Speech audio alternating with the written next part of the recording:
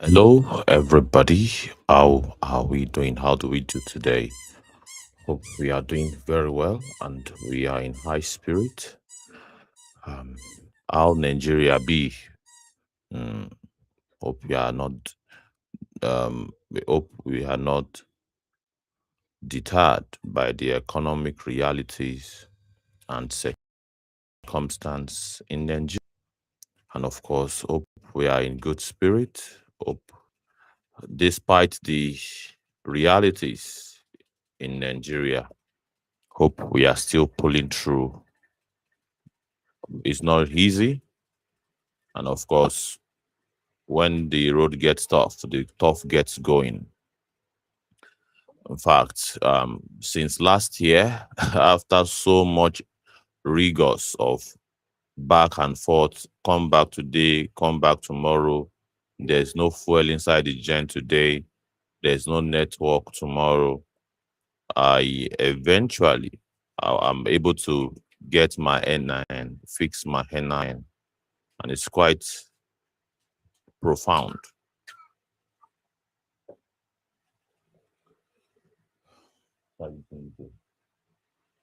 So it's quite profound, the realities that you are indeed forced to live in Nigeria when the simplest task is seen as a testimony.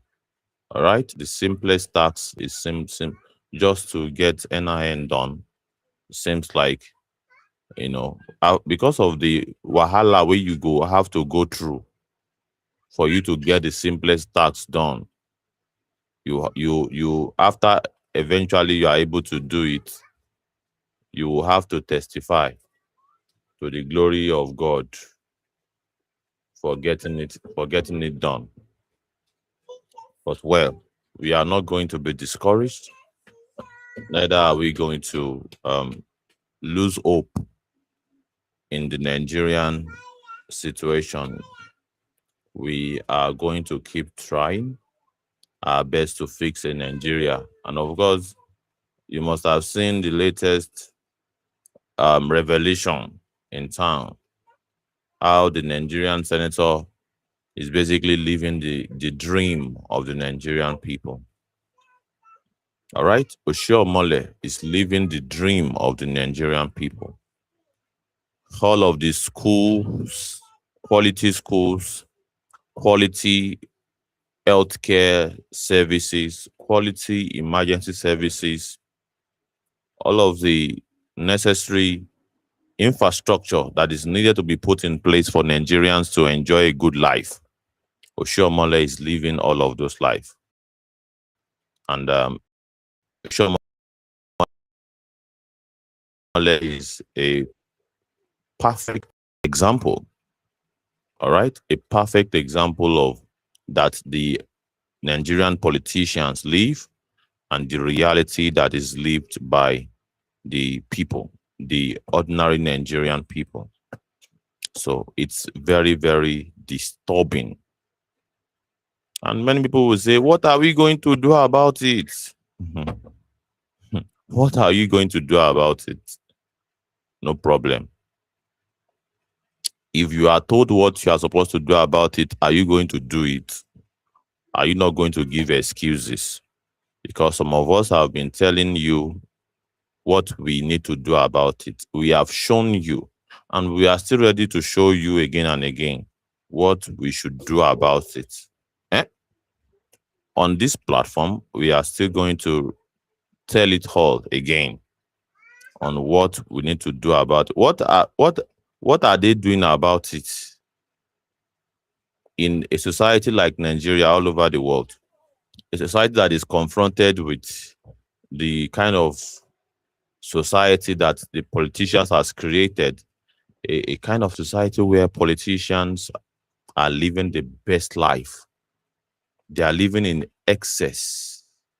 Do you know how much is it to rent a private jet or to own a private jet? Because it's on the table.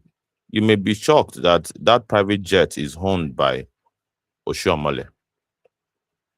You'll be shocked, or perhaps some of us will not be shocked. All right, because we know the level at which the Nigerian politicians have really gone in sinking this country into the abyss. The Nigerian politician, they have succeeded through their actions and inactions to sink Nigeria into the abyss. They have, because of the kind of godlike, God figure lifestyle that they want to believe in. All right, because of the God kind of factor that they want to believe in, they have sink this country into the abyss. And of course, just go and make your research how much it costs to rent a private jet for a day. All right, and go and find out how much it costs to build a standard primary health center, all right, in Nigeria. All right, and go and look at Oshiomole's village. Go and look at Oshiomole's village and look at whether or not Oshiomole has a standard hospital that can cater for the needs of the poor in that particular place. Go and look at the infrastructure that's in Oshomole's town. Go and see whether or not, okay, now look at it. How much does it cost to set up a standard factory? A standard factory that is manufacturing anything, any basic thing. All right? Go and make your research. And you now begin to see how these guys are living the life that should actually picture the kind of quality of life. And that tells you the level of wastage. The level of what? The level of wastage that we are dealing with. We are dealing with high level wastage here. A wastage of a grand nature. Can you see?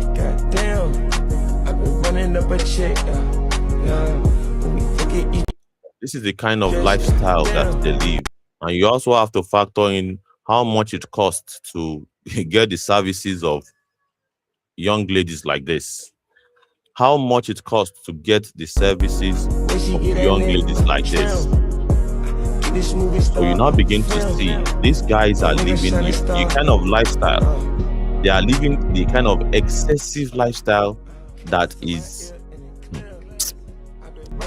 putting your life in misery. And they are the ones that will come and tell you that we have to manage, we have to understand with the system. We have to recognize, we have to understand with the president. We have to be sympathetic and be patriotic to the system. We have told you and we will tell you again. It is time to forcefully retire politicians like Oshiomole. All right?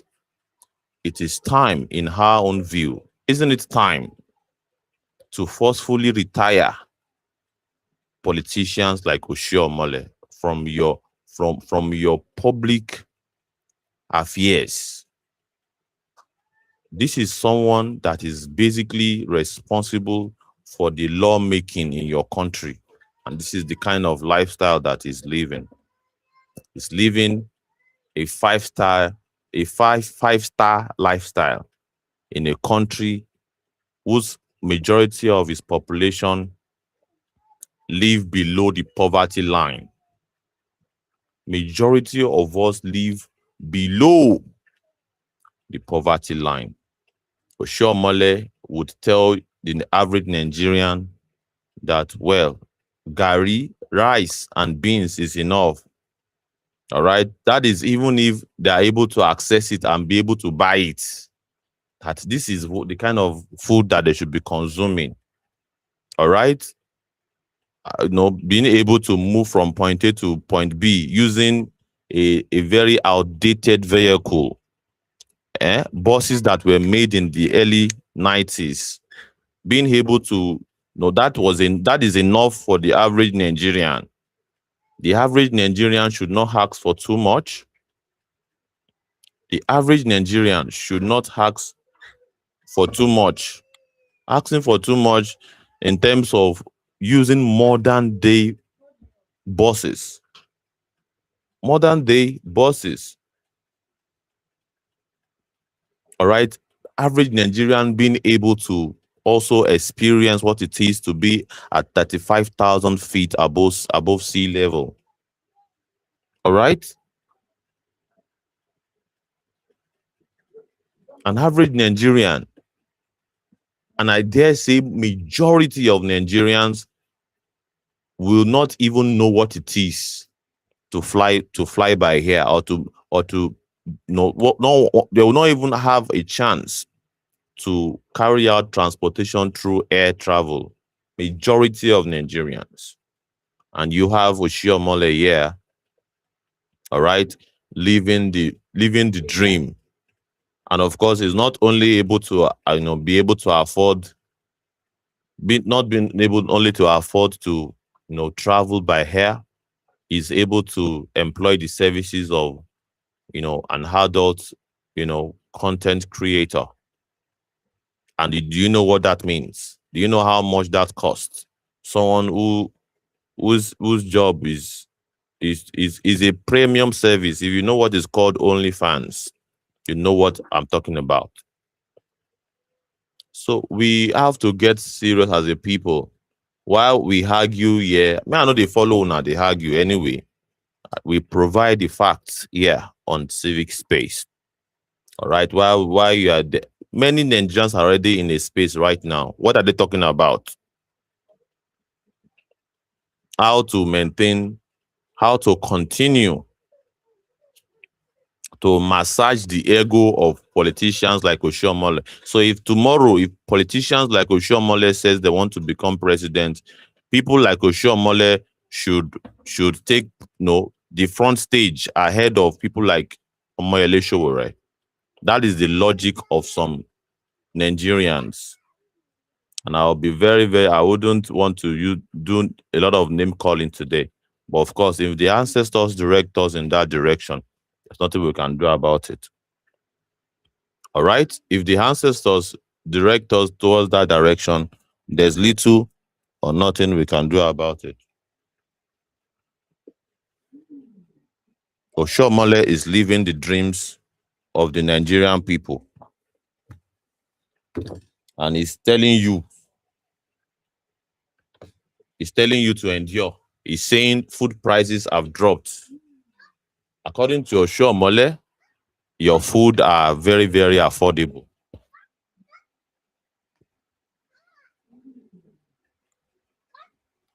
It needs the food prices to be the price that it is now, so that it can, so that the kind of lifestyle that he wants to be living, he can live it to the fullest.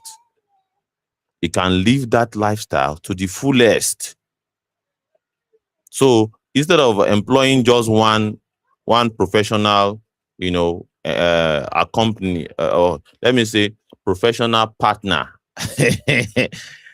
professional partner in leisure, so that you'll be able to employ like 3 or 5 or 6. The kind of resources it takes to set up infrastructure that will employ thousands of youths in his village or in his constituency. We would rather invest it in that, and of course keep you in the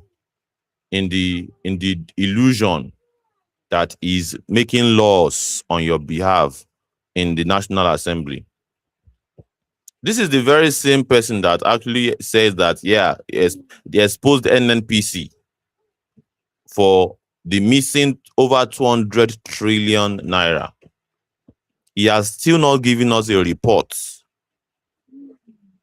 after having challenged the NNPC report. Because what are they talking about? They are really presenting to the National Assembly that they have spent, 210 trillion naira, and there was no way you can trace the money. You can't trace it to any bank account. The receivables, the expenses, there's no bank account that is verifying where this is going to, where this one is coming from. They just want us to know that they have spent that money without any form of accountability. They raised the alarm. The committee under which Oshiomole was part of raised that alarm. And of course, how many months after? It is all crickets. And of course, the result is what we are looking at today. One of the results of not giving you a feedback. And now, if anybody now begin to make insinuation that probably, most likely, money has exchanged hands, and they have like, oh, Senator, we know that some monies are missing and it's a fault on our part, but let's do this in the back door, and of course, we'll get you sorted. And let's just forget about it and move on. Just the same way the Nigerian people have moved on. And as we said it the other day, just as we are moving on, we have moved on from the $16 billion. And the people under whose administration that money was spent on darkness, they have the audacity to say he wants to contest for presidency in 2026. And some of your people, young people like me, are still saying that this is the person that we should give the chance to lead us. At the likes of the articles, who have not given you a thorough breakdown on how they spent $16 billion as at the early 200s. In the time of Obasanjo, himself and Obasanjo supervised the spending of $16 billion for darkness in Nigeria. And fast forward 20 years after, he's saying that he wants to become your president, and you are still saying, well, he is the one that is the main contender. So it is all games for you. Why not? No problem. You should. That means you should not get angry when Oshiomole is also playing games like this. He's using your future to rub the legs of, a sophisticated adult content creator. Content. That is how funny English language is.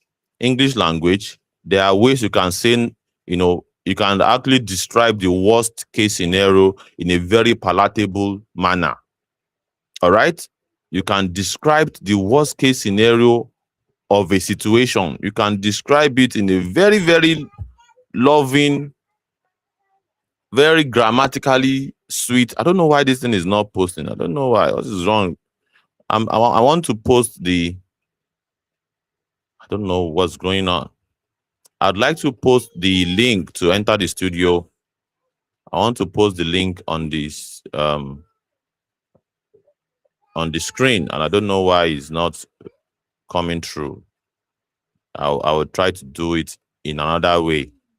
There are other means. There are many means for me to do that.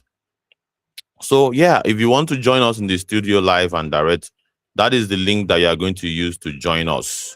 Right, and we are talking about the Oshiomole Nigeria, in Nigeria where it is the politicians' paradise, but the nightmare of the people, an apocalypse of the people, but the politicians' paradise. This is the kind of life that people want to kill them. Some people have they have decided to wrap IEDs, improvised explosive devices, on their body, walk into a target area and blow themselves up to be able to have this kind of lifestyle in the multiverse that their religious scholars have told them about. All right, this is the kind of lifestyle that they want to go and live there, and Oshiomole is already living that lifestyle in life now. Oshiomole doesn't want to wait till the afterlife before he can live this kind of life. He's already living this kind of life here and now. All right. At whose expense? At your expense, at my expense. The money that's supposed to have set my business up, give me a start in life. This is where it's going to. This is where politicians are using the money to do. And you now begin to wonder, where is the money? Where is the money? What happened to the money? All of the budgets. What we are seeing is figures, big figures. Where are the projects? What is happening to the lives of the people? Where are the industries? Where are these factories? What is going on in terms of our production? Where are the housing units for the poor? Where are the hospitals for the poor? Standard, well-equipped hospitals that can even treat the very same politicians that have built it. Where are they? Where are the schools that can accommodate our kind of teeming, youthful population? Where are the schools? And it is the same politicians like this that will go and build private schools. All right? And their sons and children, they don't even school in this place.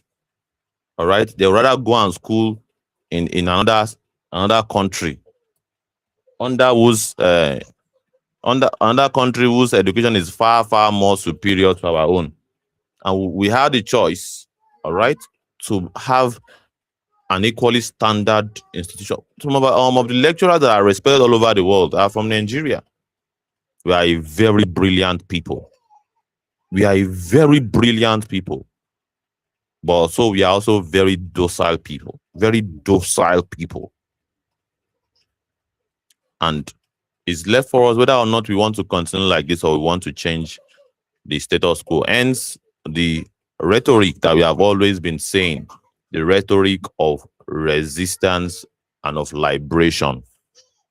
And among the political figures that say they want to become president, Yele Sowore is the only presidential figure or aspirant that is picturing that rhetoric of liberation.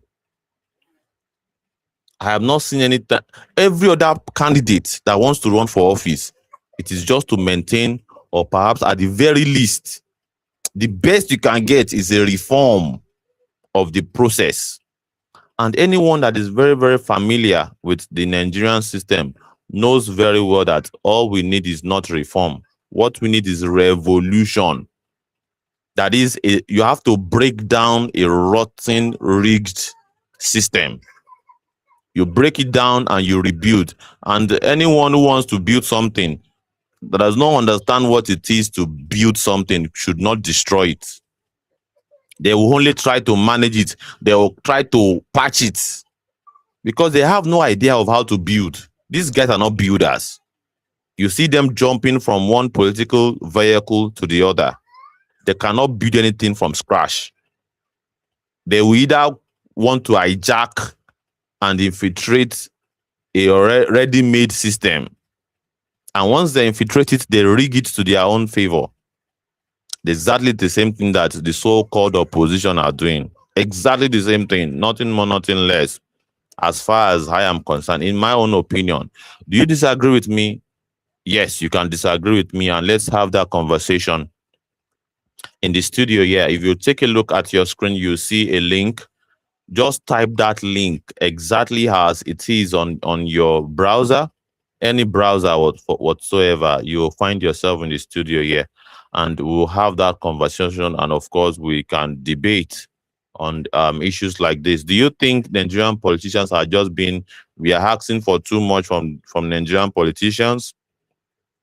You think this is how it should be? All right. You think this is normal all over the world for the Nigerian politicians to be having this exquisite 5-star rated lifestyle when the majority of their people are living in abject poverty? Do you think this is normal? And of course, should these ones be the politicians that should be serving the people, or they are basically career politicians serving themselves? What do you think? Let's get your opinion. And of course, it's also very important for us to note, all right, that this is someone that calls himself a comrade. Comrade Oshiomole. And that is a very sad situation. Is even the uniform he's wearing is a union uniform. They call it khaki. This is a union uniform. These are people that knows how to useless a very good concept. Eh? The word comrade is a very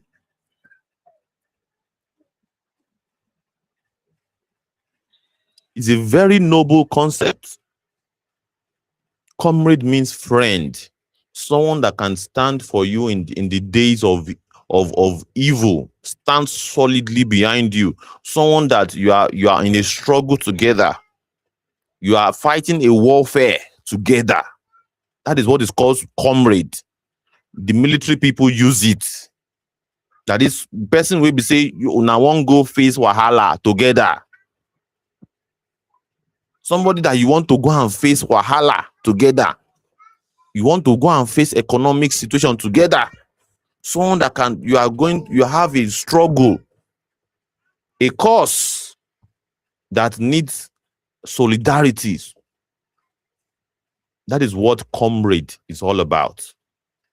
But are these guys comrades? Do they even have the spirit of camaraderie? Or they are just they are impersonators?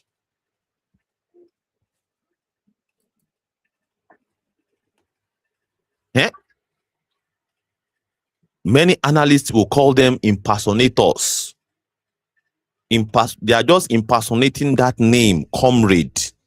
They do not represent what that name stands for or the function of that name. These are not comrades. These are parasites that will betray you. These are betrayers and saboteurs. These are saboteurs. And that is why I laugh when somebody also on this app calls himself comrade and is saying there, let me tell you what he's saying. He's saying losers talk about good governance first. Winners talks about power first. And he said he's a comrade. And that is exactly how we have messed up important and very great concepts in Nigeria. We have a very, very terrible history of misrepresenting very noble concepts. Now, so some parties also call themselves progressive Congress. What is progressive about APC? Wait. Tell me in the charts, what is progressive about APC or progressive Congress? A party that took over power when egg was sold at 16 naira. One egg was sold at 16 naira. That same one egg is sold at 300 naira. How many years later? Just within a decade. Just what? Within a decade.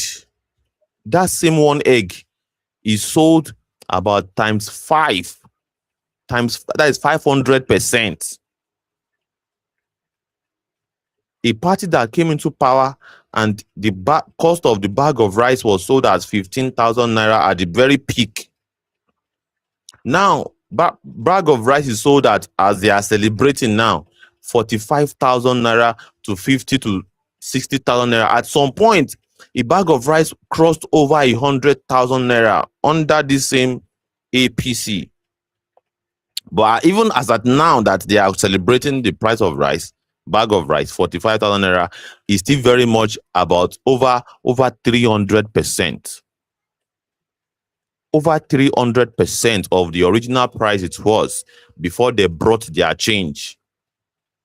Before they brought their change alongside this so-called comrade. Someone that has abused the concept of camaraderie. A saboteur of the concept of what is called camaraderie.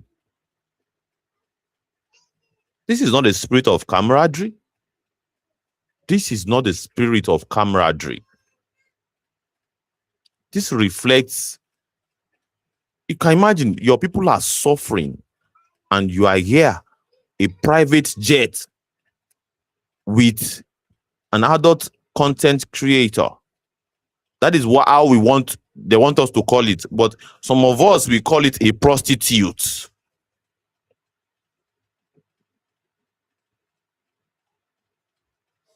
All right? It is what it is.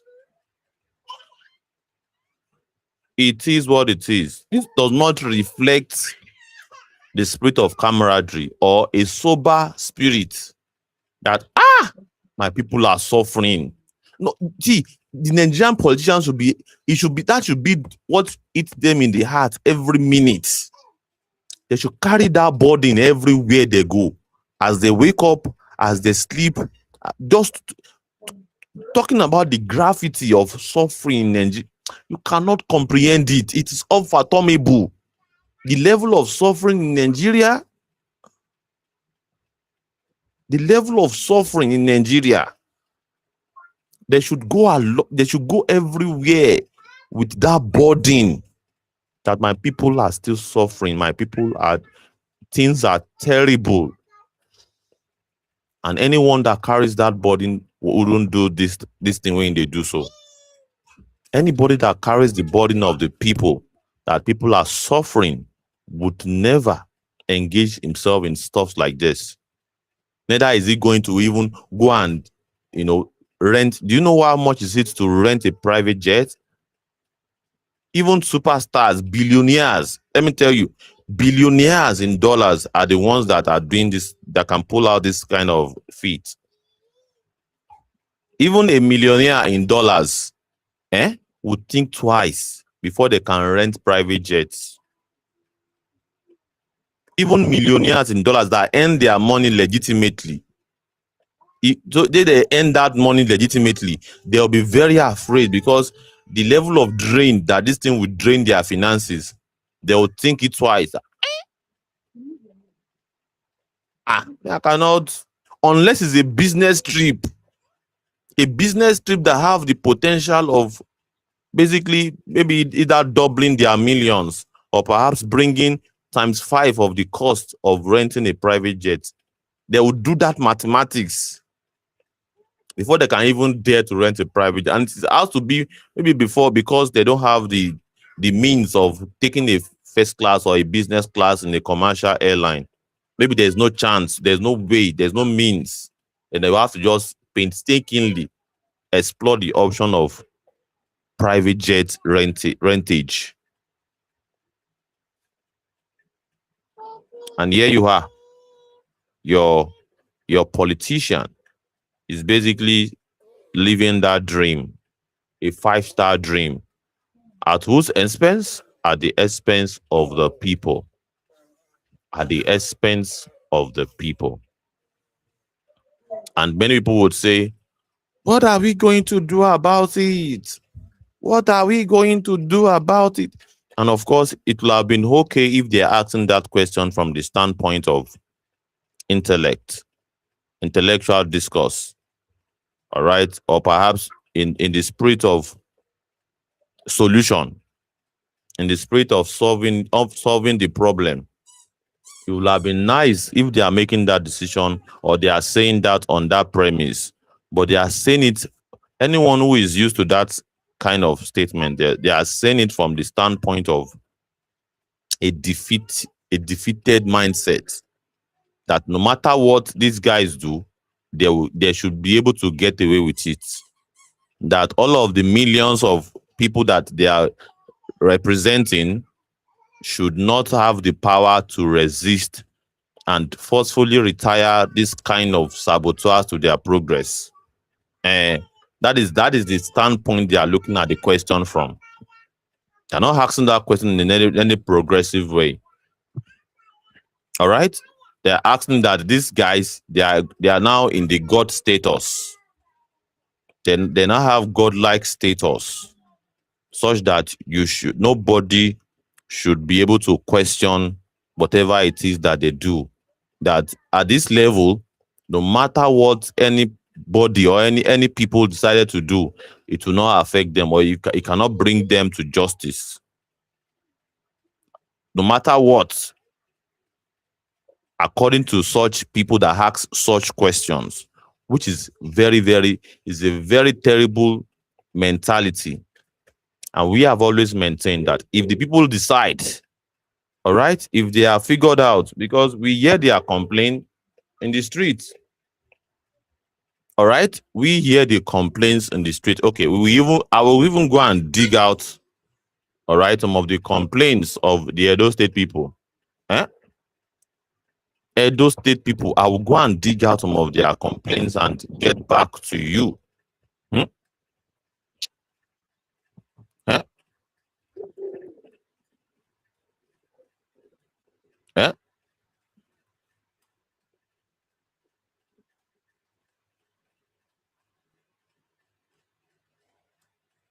I will go and dig out what people are saying on the street. All right, what people are complaining about. What are the complaints of the people? People on the street.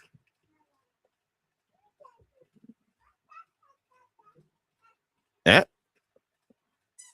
coming. Because it's important to also take feedback from the street. We take feedback from the street, from where these people are governing. These very same people under whose, that now they will tell us now that about hundreds of thousands of people voted for this man as a governor once upon a time. That once upon a time, some people decide, many people, in their thousands, that this is the person they want to represent. So this is the person that you people are voting into office, and you now don't vote him again into office as a senator. And now this is the kind of politicians that you love. This is the kind of Nigeria that you want. And of course, as a Democrat that I am, as a Democrat that they want us to believe that democracy is the best form of government, according to many people, this is the representative that people love. And of course, you must be happy. They are obviously happy that their politicians, they are one of the person where they elect into office, is living this kind of lifestyle. And they don't have any problem with it whatsoever. They are one of their elected official. And if people don't get any issue with it, how dare some people like us have issues with it? Yeah? If ordinary people in Edo State do not have any issue with electing people like Oshiomole as their senators, what is our own business? As talk heads, as people call us, that we are just talk heads. If ordinary people do not have any, and of course, we are going to bring the feedback. We are going to bring the feedback of what people are saying to you. Some people are saying, yes, this is the kind of politicians that we want, and majorly, this is the kind of feedback that we're getting from the people. So our people and some of us, we are in different wavelengths. The wavelength of the revolutionaries, like some of us, and the people, the wavelength is not the same. They even tell us that something is wrong with us. Why are we not resonating? Why don't we resonate with our people? Meaning that something is wrong with our ideology of forcefully retiring Oshiomole. That is wrong. Why would you say that? This is the person that we want as a people. So why would you tell us why can't you respect our decision?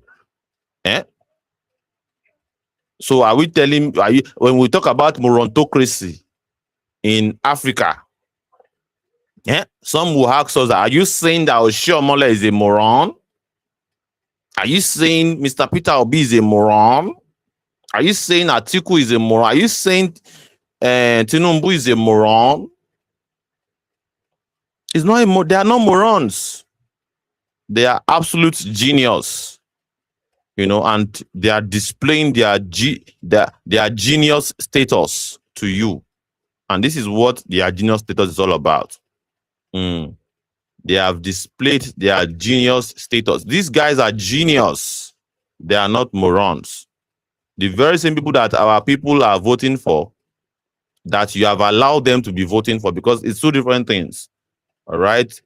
Those that call themselves intellectuals in our society, they are telling us that these are the politicians that they are the popular ones, and we have to, you know, accept our fate and work alongside with them one way or the other.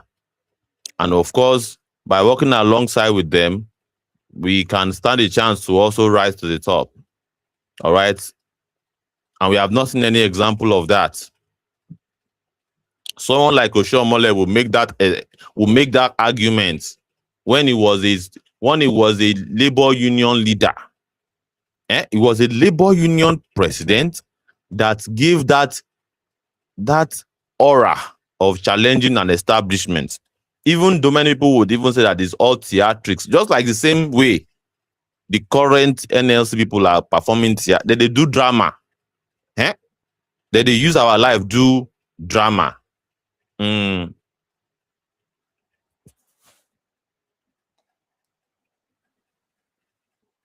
Just that the current NLC leadership they could say they won't do protest today. Today go come. They go take pictures, just do rally, march, and of course return back to their homes. And that is, according to them, that is protest. They will just be there with their members. I want to confess, I want to declare that this protest is meant for so thing. We reject the absolute increment in the hardship of the people. As a union, we stand against it vehemently. I am going to stand on the existing protocol, and I'm going to say it is unimaginable that this current government, they are bringing hardship on the people. After they must have made all of those noise and gather people in their numbers, they will just do some walking, a lot of parading, all right? And they will tell the people it's time to go. All right? It is all theatrics. It is not meant to bring down a system or shut down the system, because as labor union is one of the highest, union, the largest in Nigeria, because you have to factor in so many unions under the NLC. They are in their millions. If they decide to down tools today, the government is in trouble. All right? If they decide to down tools today, and say, okay, we want to bring about a systemic change. Okay, yeah, okay. We want to bring about a systemic change to the system and want to shut down the system for good. We have figured out our politicians are not serving our interests, and as workers, we are not impressed. As workers,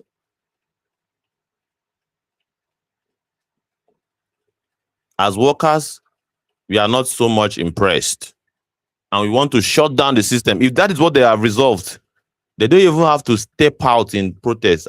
They don't even have to step out.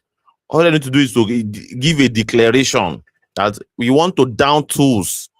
And of course, we would be giving out order on how to engage further. Forthwith, we want to invade and shut down every economic nervous system of the country for the sake of so reason. Maybe perhaps, let's say, petroleum removal policy. We want that petroleum removal subsidy to be reversed. And we want to do that by shutting down the system. That's all. But They have not. They don't have that history. It's all shakara, shakara, shakara, shakara, and under it, Oshiomole is the pioneer of that shakara activism. Shakara activism. Eh? The only movement that is putting up the reality of what they can do is the Take It Back movement. Whenever they are saying they want to protest or they are doing it to fight to the finish. And they demonstrated that even recently with the demolition that is going on in Owuroshoki.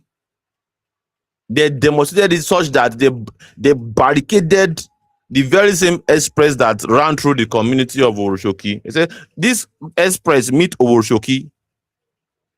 The Owuroshoki has been existing before the express.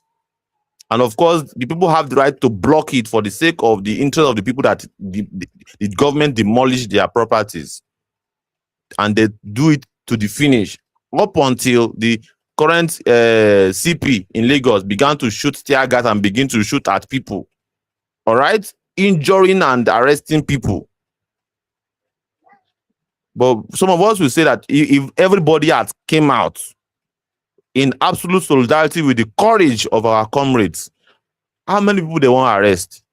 But they thought it was a joke, and they thought that the system is going to, they say, no fight the system. They still want to settle you people. Yeah, you people want to fight people. The government want to settle you people. Why are you people fighting them? Today, what is the story? Have they been settled? And that protest have been cut short just because of a people that do not have the orientation yet to confront a system that is designed and rigged against them. End of story. Now to download this thing remain like this. So they sell me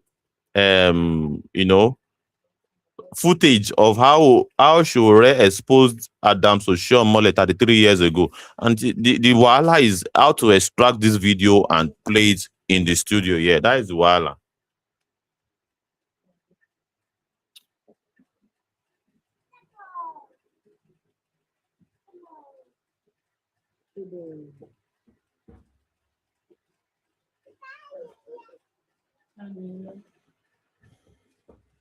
Yeah. So it is what it is. It is what it is. Our people have decided that this is the kind of politicians that they want. And in the spirit of democracy, as a Democrats that they want us to be, we must respect their decision. All right. But while we respect their decision, we can give our comments. Abi people are going to say we should not comment again. We have to comment on that decision. Say that decision, that all of this, their decision in terms of the kind of politicians that they want, get leg. This is not the best decision that the brilliant people will be making. And brilliant people choosing this kind of leaders is also a very big problem. All right, it's a very big problem. So I'll just take a moment, just a minute, to dig out a few things, and I'll be back. I'll be back with the commentary, because on I know once and I just want to make the comments they go, make I just a run commentary. They all right, I'm human. And of course, well, some people are sending me my producers are sending me some clips that I can play for the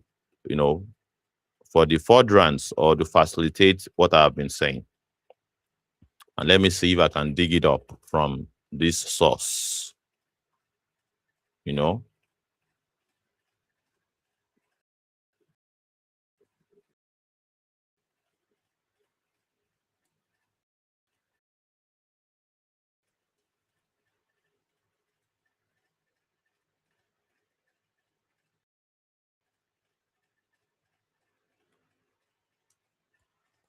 Right, but before I do that, I think I've already digged up a video that I think I can play for us, just to validate what that Nigerians, they know exactly what they are doing. All right. And then anyone who wants to fight for them must be very, very careful. You cannot fight for Nigeria. You cannot fight for Nigeria. Must be ready to fight for them. When you do this one, you can see Okun Road. Thank you very much, my governor. May God continue to bless you. So Okun Road. This is one of the roads in Edo State that Okpabala has done, and as far as these people concerned, this is a standard.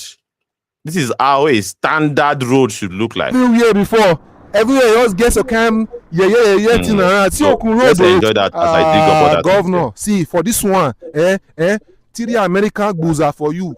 Boozer, man. Boozer, man. Boozer, man. Fire. Correct, Olu, too much.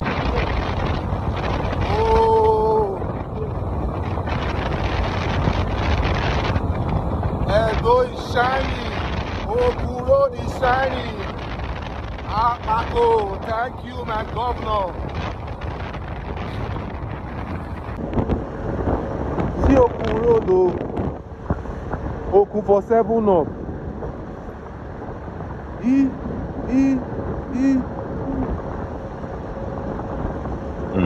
Is it the road where they just do? Am I the one that see a dish already? You can see pothole already. You see the road where they just build? Road where they just build, we get he get gallop. A brand new road where they gallop.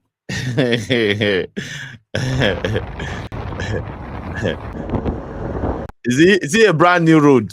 See a brand new road. See the different partition. Does this road look like a road that can last for 3 years? Does this road look like a road that can last for 3 years, ladies and gentlemen? And of course, well, you can see celebration, joy too plenty, joy too much for this bros. And then the people will say, why do you want? Why you people are just, but a sore taste in the mouth? Why do you people just want to criticize? 2.5 million votes is too small.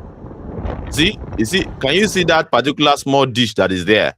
There's already small pothole already in a brand new road. And this individual is saying that they are going to provide, millions of votes again for Pablo. Let's make it 7 million votes. Are you seeing what I'm saying? For a new road, for a new road, 2.5 million votes is too small. He said 2.5 million votes is too small. It's too small. Let's make it 7. And you see, look at the side of that road. Look at the side. Look at the side already. It's already peeling. The road is already peeling. A brand new road. Does this road look like? Does this road to you, look at it? Does this look like a road that can stand the test of just even 3 years of durability? Now, how this is the kind of projects that our people will clap for.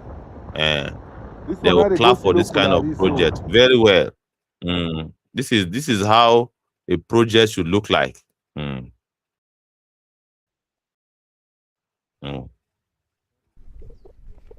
So, this is hello how guys. a project should look like. This place when I did so now Okun Road, Okun for 7 up. Somebody drew my attention to this place. The person say, Shedi, you don't see what Governor Bewolu do for Okun Road. That road where you go see local.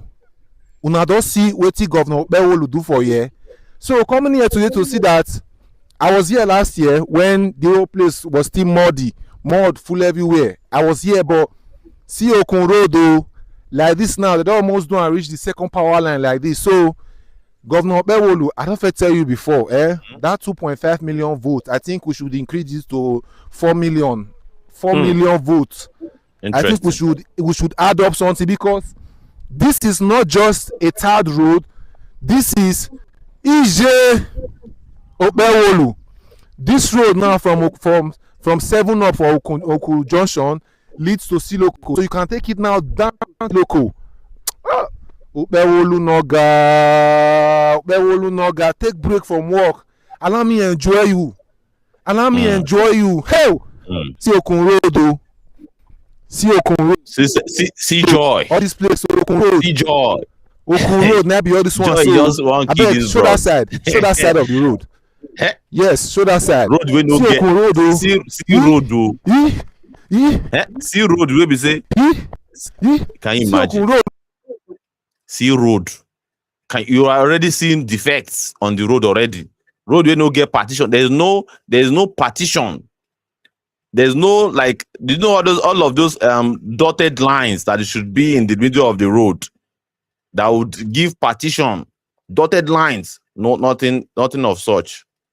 And this is not even it's not a major highway, sort of, that it should have some sort of lighting or illumination.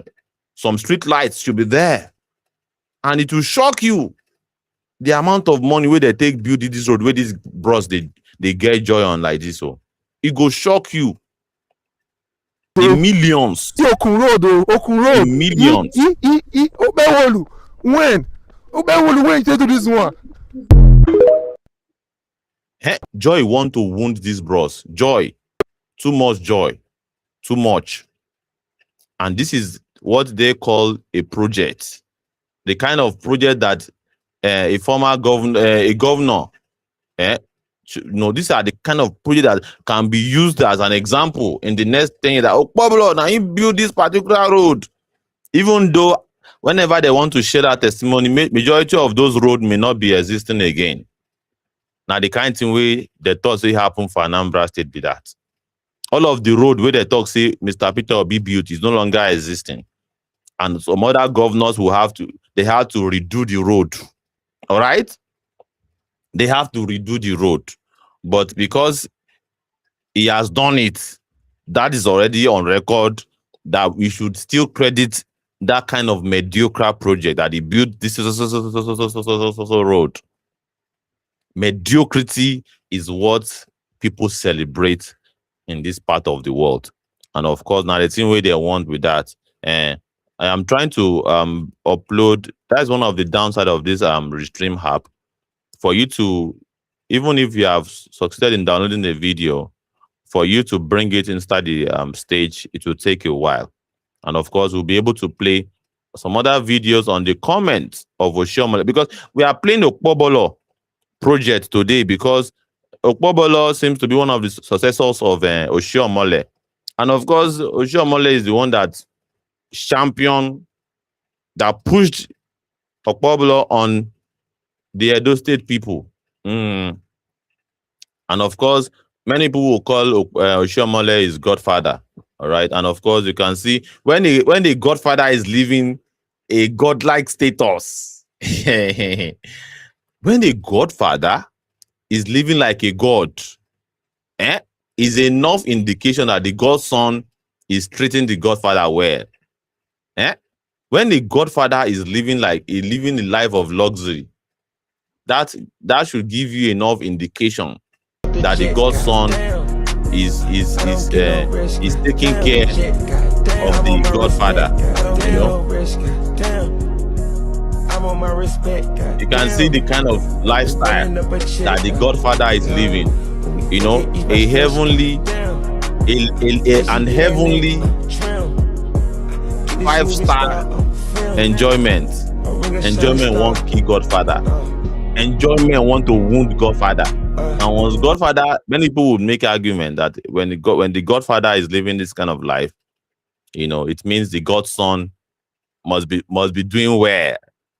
Must be doing what? Well. And this to many people, this is, you know, this is how to play. This is the kind of politician. Because we have seen activists let's take a listen to this soundbite again. Now become something else. I don't want to use them when they're too strong, but I'll give an example. Yes. You know, one of the most popular labor leaders in Nigeria or in Nigerian history is Comrade Adams Oshiomole. You know, Comrade Adams Oshiomole, all we needed to hear was him say, we are going to shut down the country. And everyone would rally and do so. He contested on the platform of the Labour Party, won the elections, had his mandate stolen, went to court. I remember Okada riders accompanying him to court. In fact, police come begin the beg, say, if they come, make people no follow him. Because they could feel that wave.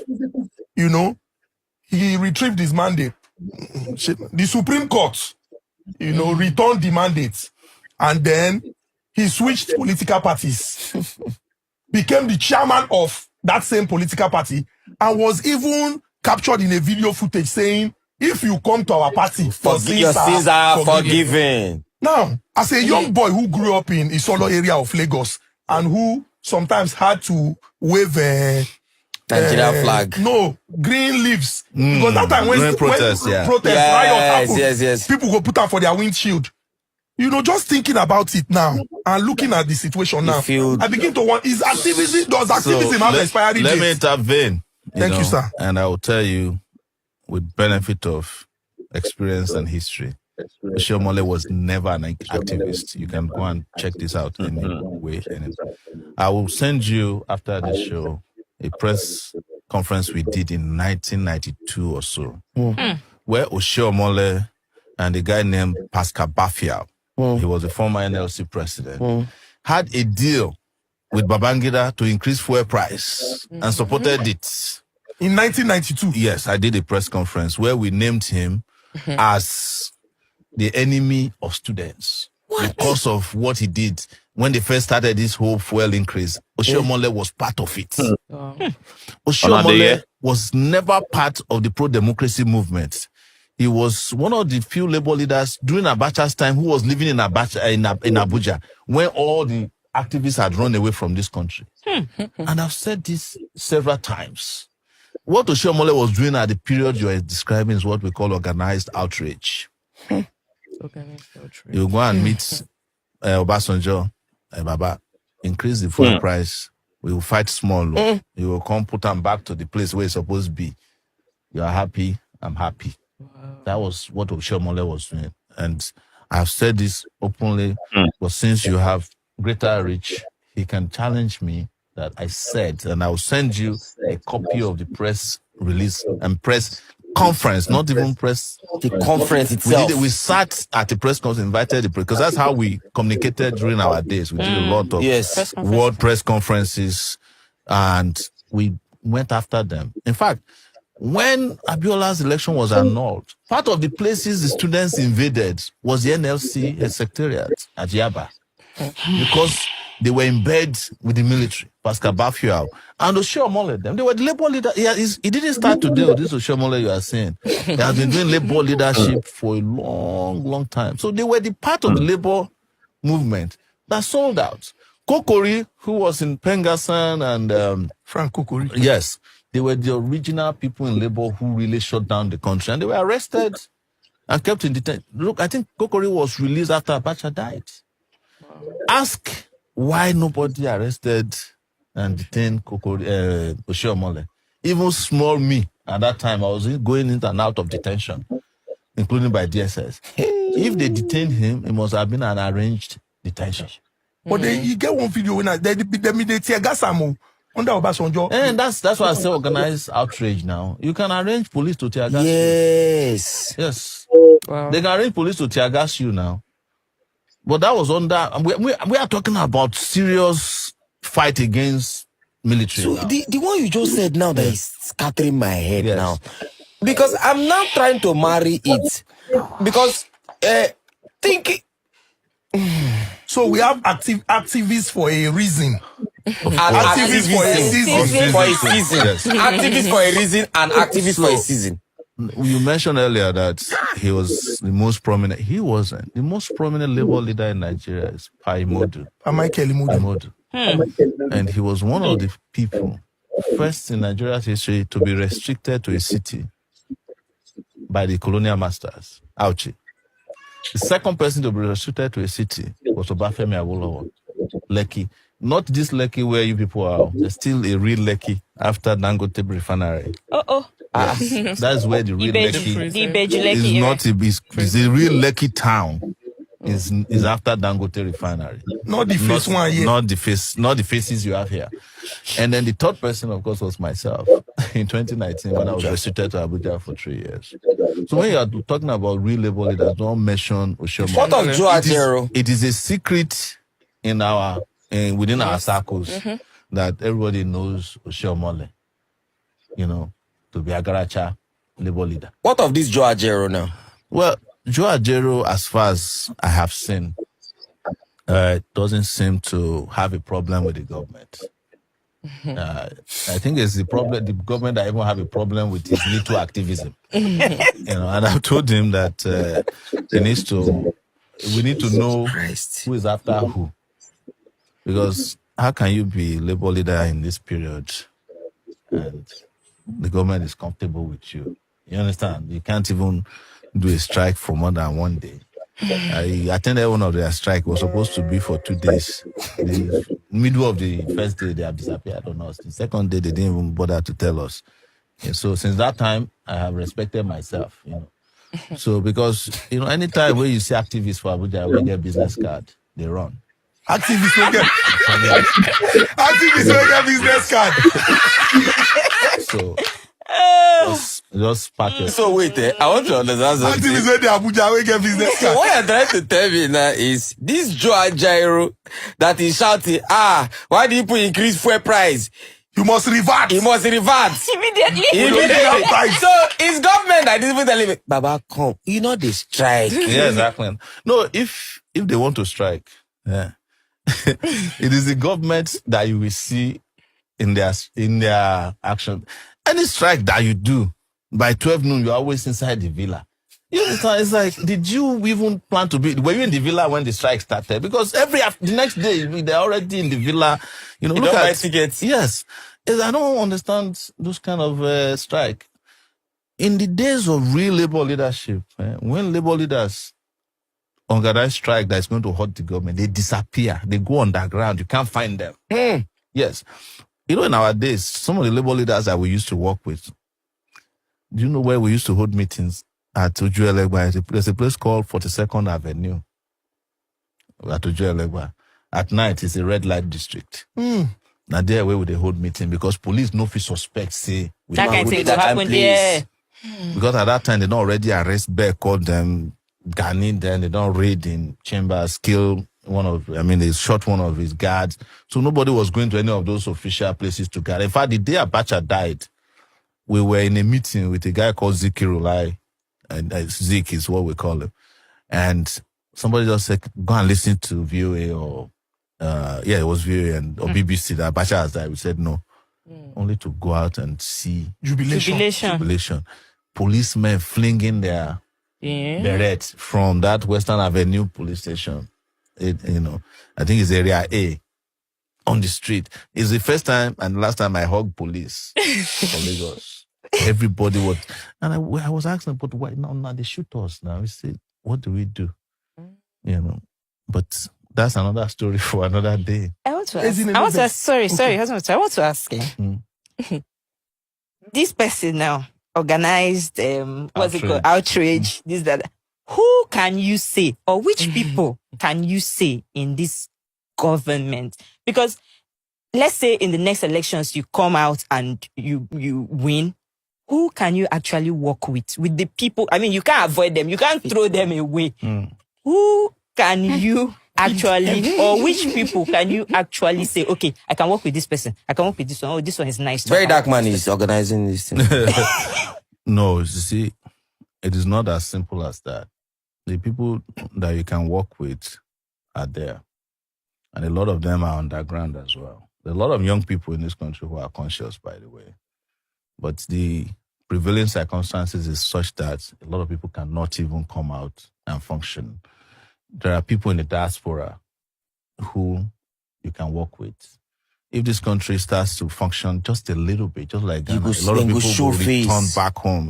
All this one where I agree. They don't already jackpot, they go jackpot because even jackpot itself is trauma that people had not anticipated. A lot of people who left this country didn't know what they were going for. Yes. Now they have reached that destination. It's not the destination. Nigeria is the only place, being abroad is not edifying. You are just a glorified stranger. But the rather still be there than still yes, but you prefer to be there because at least it gives you a sense of dignity as a human being that your country has robbed you of. Yes. The fact that you can walk out of your house, go on the streets, you can buy a car, you can own a house. But the question when you start growing up there is, do you really own the house? Do you own the car? Is this where I want to be? Especially when weather is not favorable. When you have that winter depression, where you start to ask, my mama, make I come back, or, understand that. So there's a lot of things that goes into that psychological state of mind. So, but the question is, who can I work with? Of course, there are a lot of people we can work with. A lot of people. But should I start naming them? Just name one or two. It's not necessary, because I have demonstrated over time that we can find people who have courage and people we can work with. So one of the things I tell people is that if you can find people who can fight for Nigeria, you should be able to find people who can do even less danger. It's more dangerous to do what I do now than to govern this country. It's easier to govern Nigeria. Yes. Because the president of Nigeria is in London. He's just issuing circulars and some of them are text message. So you can imagine how easy it is to be in London, flying in a jet that is $150 million, staying in one of the best hotels or houses over there. Do you have a problem with this government? I have a problem with anybody, for that matter, who has misgoverned Nigeria. And that's important. Do you think this government and the... I want to ask a question because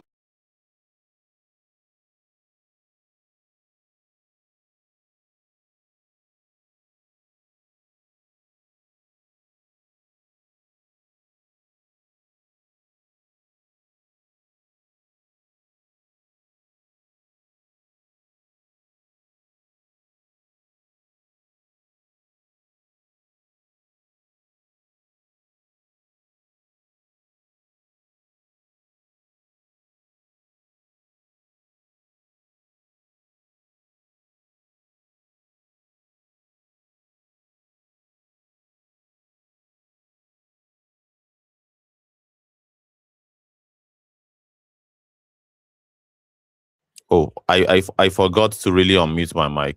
Crazy. And if I don't mute it, it may be echoing back. That's why I decided to mute it. But well, this is the kind of sound bite that one will listen to and will be like, wow.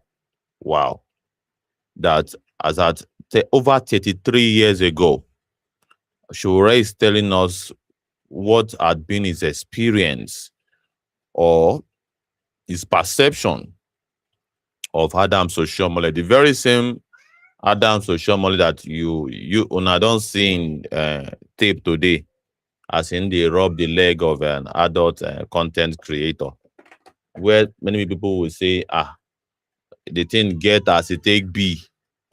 Say, a whole senator of the Federal Republic.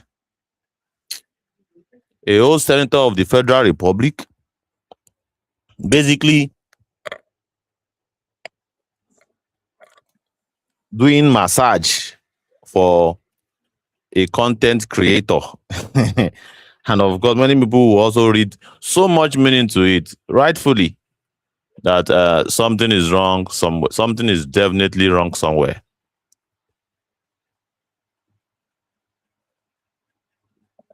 And of course, can you blame them for making that assumption? He's not normal. It's not really normal for an adult.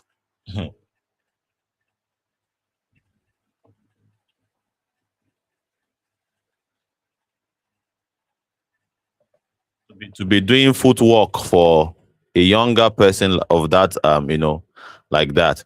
Well, it is what it is. But we just have to now begin to figure out, the character of this very same Nigerian politician, over time, over the years. And here is Shure telling us that, well, they have always known him to be um, working for the system, even as a labor union, leader as at the time, and how do we know that someone works for the system when they don't really go all the way whenever they want to use their areas of influence? They don't go all the way. They don't lead the people to do the needful. They're checking out midway. They're checking out midway.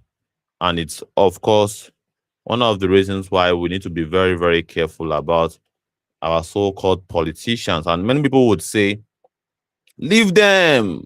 We are okay. Leave them for us. We like them like that. And of course, when they now begin to behave like this, they get angry. They either get angry. The very same people that are telling us to leave the politicians to be like this, they get extremely angry when politicians misbehave like this.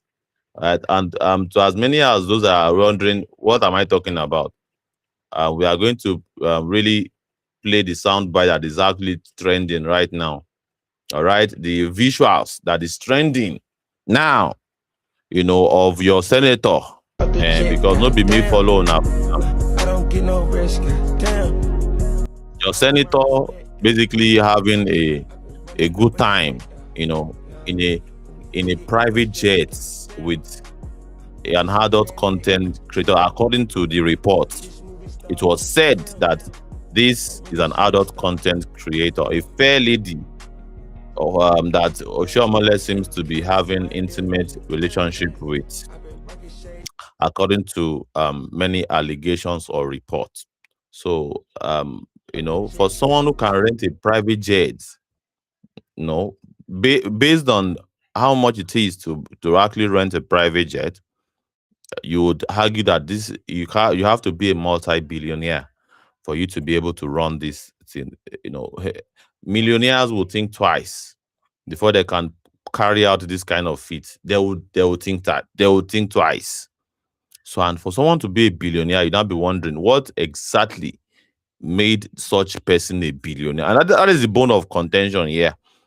What exactly, for someone who has been civil servants for all their life, they have been civil servants. And civil servants don't earn much money. All right? Civil servants don't earn much money. So where did they get their... Why did Oshiomole get so much money that he can rent a private jet? Or perhaps even own a private jet? So it validates the suspicion that maybe he has had so much access to the people's resources and has cornered people's resources to himself such that he can afford that kind of lifestyle and also be a billionaire. And if that is the case, is that the kind of politicians that should be given attention, to be given positions, to even make laws, or given a political, or perhaps maintain political relevance? That is a huge question that I want you to answer, dear listeners. Please use the comment section. This comment section are there. Whatever you write in the comment section would be seen in the studio live and direct here. And of course, you can also see the link to join us in the studio on your screen. If you type that link into your browser, you will be connected to us live and direct in the studio here, and we'll bring you up to speak. So these are the two channels of communication, all right? And this is not what you get from the mainstream media. The reason why we are here is to give you a voice, for you to be able to express yourself on issues like this, about the Oshiomole Nigeria. You are wondering why Nigeria is the way it is. All thanks to this sort of lifestyle by your politicians. All thanks to this kind of lifestyle by your politicians that can rent private jets at expensive price and afford the services of a professional adult content creator, according to many reports. So here you have it. There's no other way you can explain this than to actually say it the way it is. It is what it is with Nigeria, and of course, this Nigerian paradise that the politicians have created for themselves, and the nightmare that it has been for you is not by mistake, neither is it by error. This is the kind of lifestyle some people would basically end their life for, to have access to in the afterlife. And Oshiomole is having this lifestyle now, today, here and now. Oshiomole is enjoying the life that you kill yourself for to have in the afterlife. And you now be wondering why are they not standard projects in our community? Why is it that when politicians claim that they build road, in just 2-3 years the road is no longer there? Where are the qualitative education that our children should go from primary to secondary to tertiary? Why are our students not having good environment for education? Why are our lecture theaters the way it is for the same exact state for over 30 years without any form of improvement? Why are our healthcare, services, or perhaps our hospitals the way it is, in a very dilapidated state, such that it becomes a death trap rather than a place where people can get cured of their illness or get access to medical care? You now begin to wonder why your politicians would never access the kind of health care that they said they have provided for the people. So all of this is what we are talking about today. And of course, many would tell us that we should respect their decision for voting in two areas or elected offices politicians like Adams Oshiomole. They will tell us that we should respect their decision to vote into power politicians like Adams Oshiomole. That this is very, very necessary. Very, very necessary for them to keep politicians like Oshiomole in political relevance. They have to still remain relevant. Demanding for them to be forcefully retired, according to many people, is extreme. That anyone telling the people that this set of politicians should be retired or relegated to political oblivion is asking for way too much. That is what is going on, dear listener. And of course, we have been joined in the studio here by Shinwailara, a very consistent, a very revolutionary, very deep intellectually, and of course has always been educating and addressing us for time immemorial. Since when we have started, he has always been there to address us and to point us to very interesting perspectives on issues like this, and is joining us again today. And of course, to the members of the public, you are also not prevented. Nobody is preventing anybody from gaining access to the studio here. All of us can have this conversation, and of course the studio is still not full yet, because we have a limit. We have a limit of 6 guests to join at a time, but of course there is still room to accommodate as many as those who want to join in this very interesting conversation of national interest.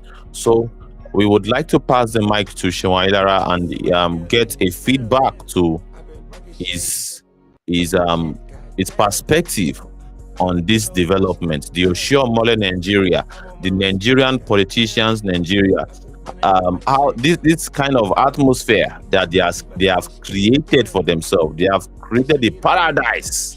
They are living in paradise while the people that they are representing live in hell, like literally. Let's talk about this as we pass the mic to Shinwa Ilara. Shinwa Ilara, you're welcome, sir. You're welcome. And how are you doing? How is your side of things? And of course, what perspective do you want us to look at this whole issue from? We'll pass the mic to you, sir.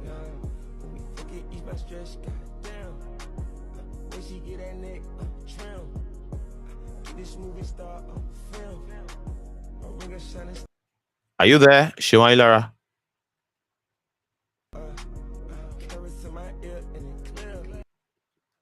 Am I still connected to you, sir? Are we still connected? Shinweiler, are you there? Okay, I guess he's not really ready to actually address us yet. Please, whenever you're ready to address us, please feel free to please unmute your mic, and I'll be willing to mute the mic and pass the mic to you immediately. And of course, to verify many of us, Thank you very much, my governor. May God continue to bless you. So exactly, this is someone sending blessings to his governor that he has voted into, and of course, this is a verification that it seems as though all of the numbers. Okay. Yeah. Okay. Yeah. Yeah, Comrade Shoilara, please proceed. I have called on you severally. I believe you are busy. Yeah, and I was hearing you. I wanted to return the greetings and the salutations, but for some reasons, my devices are just misbehaving. I'm beginning to wonder whether it's this platform or not, but and it's just on this platform that I get such feedback. But can I be heard now?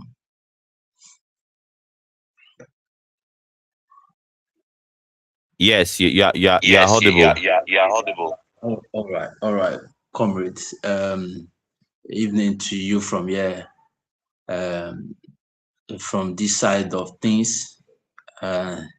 This side of things where the vast majority of people live below $1 per day, and this is not to say that our life should be based on $1, but this to show the implication of how we have lost the purchasing power.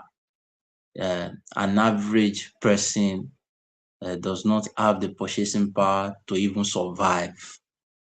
$1 is about 1,500 naira.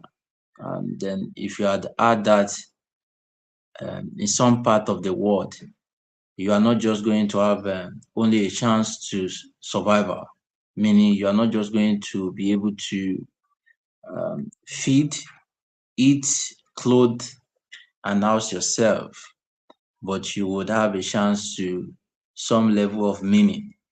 Maybe not the level in which we are seeing the Oshiomole, displaying. Maybe not at the level of this luxury, but I think that everyone also should have a chance to this kind of luxury if they want to,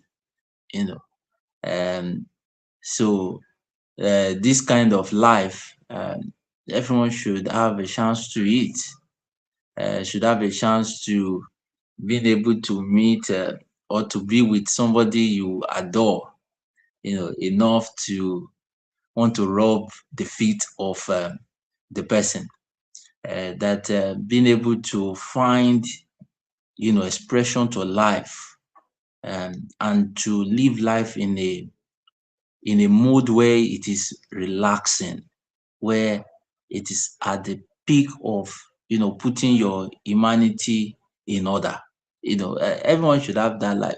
I don't know if that is the life that this idiot called Oshiomole is living, but that is the symbolic that is what it symbolizes. That's what that life should really mean. That life really should mean that we are at the point where we can autopilot ourselves, where humans do not need to bother about how am I going to survive tomorrow, because not able to think how you are going to survive tomorrow. And I'm not talking of how you are able to get luxury. I'm thinking baseline, human living baseline. That if we are not able to get to a point where we are not bothered about how physiological needs will be met tomorrow because it has been automated, we will not have some level of rest that is needed.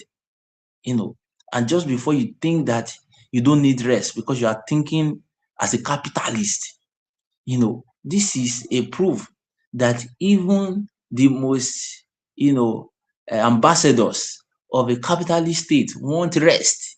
They want that social life. They want the social welfare. Like I said, I am not sure that is what this idiot actually got return on his investment, but I am sure that is what he wanted. He wanted the rest, right? He wanted to get into a point where he can be in rest mode. And for many, because we have also not been trained right, we don't even know how to use rest.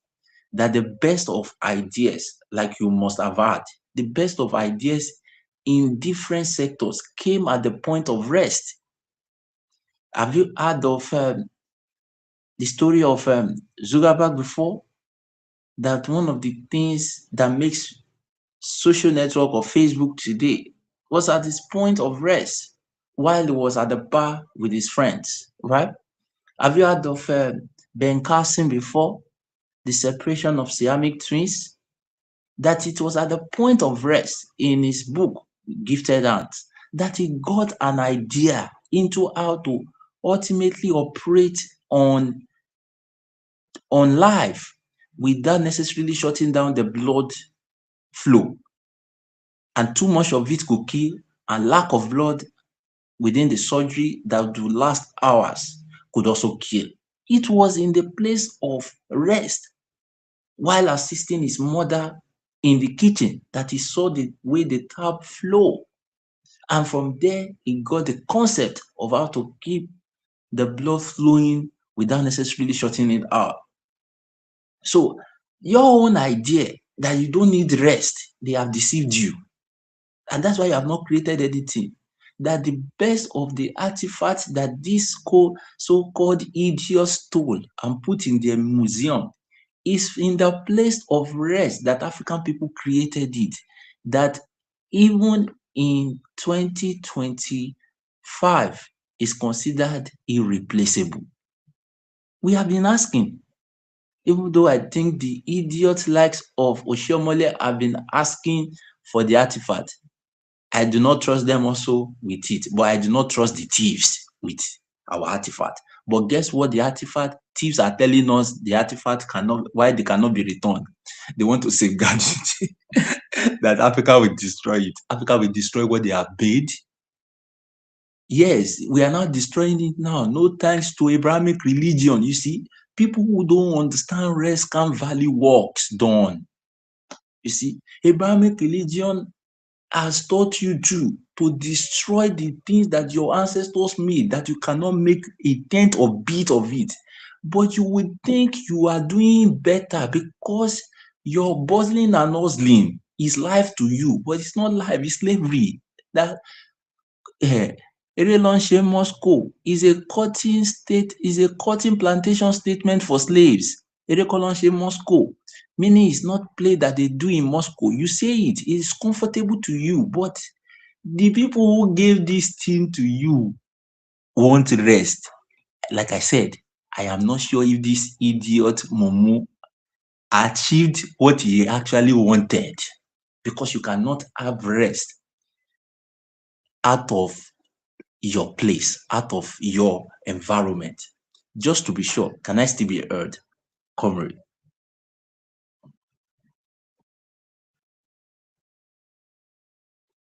Civic space.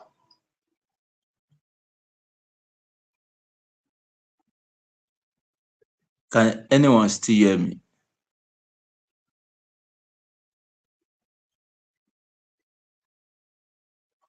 Because I think this have happened before. I was talking and then I think I got disconnected and I spoke for minutes and I was surprised to go through the recordings and not, and be shocked. So I would pause until I get a feedback. I'm not getting any feedback. Yeah. So I will pause.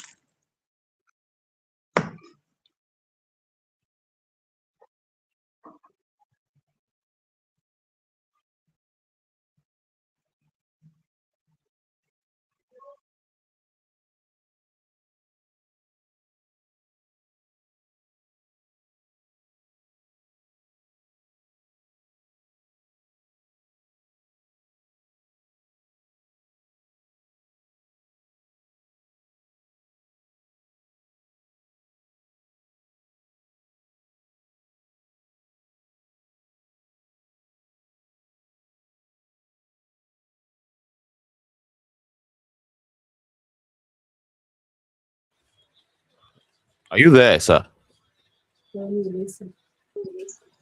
I am here. Are you there? I was asking if you Yeah. could hear me. You are connected. I actually go and went to attend to something.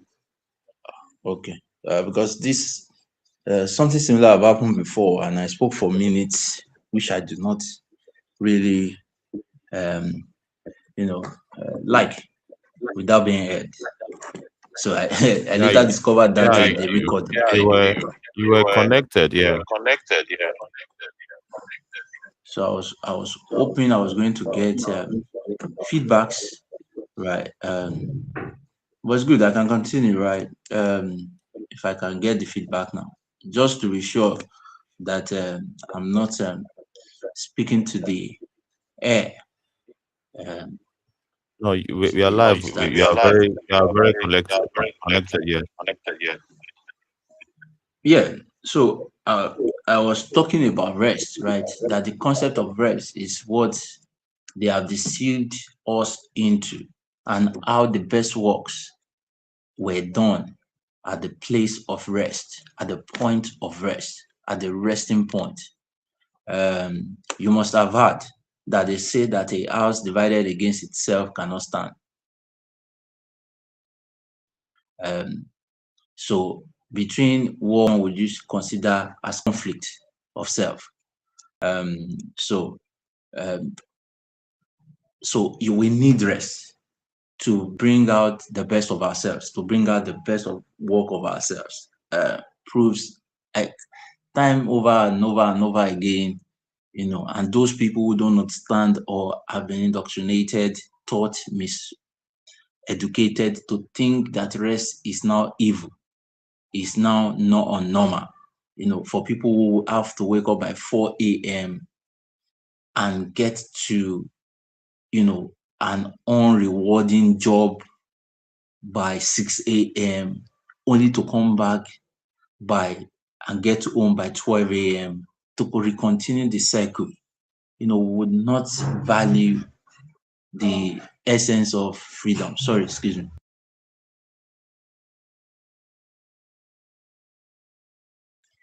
So will not value the essence of freedom, right?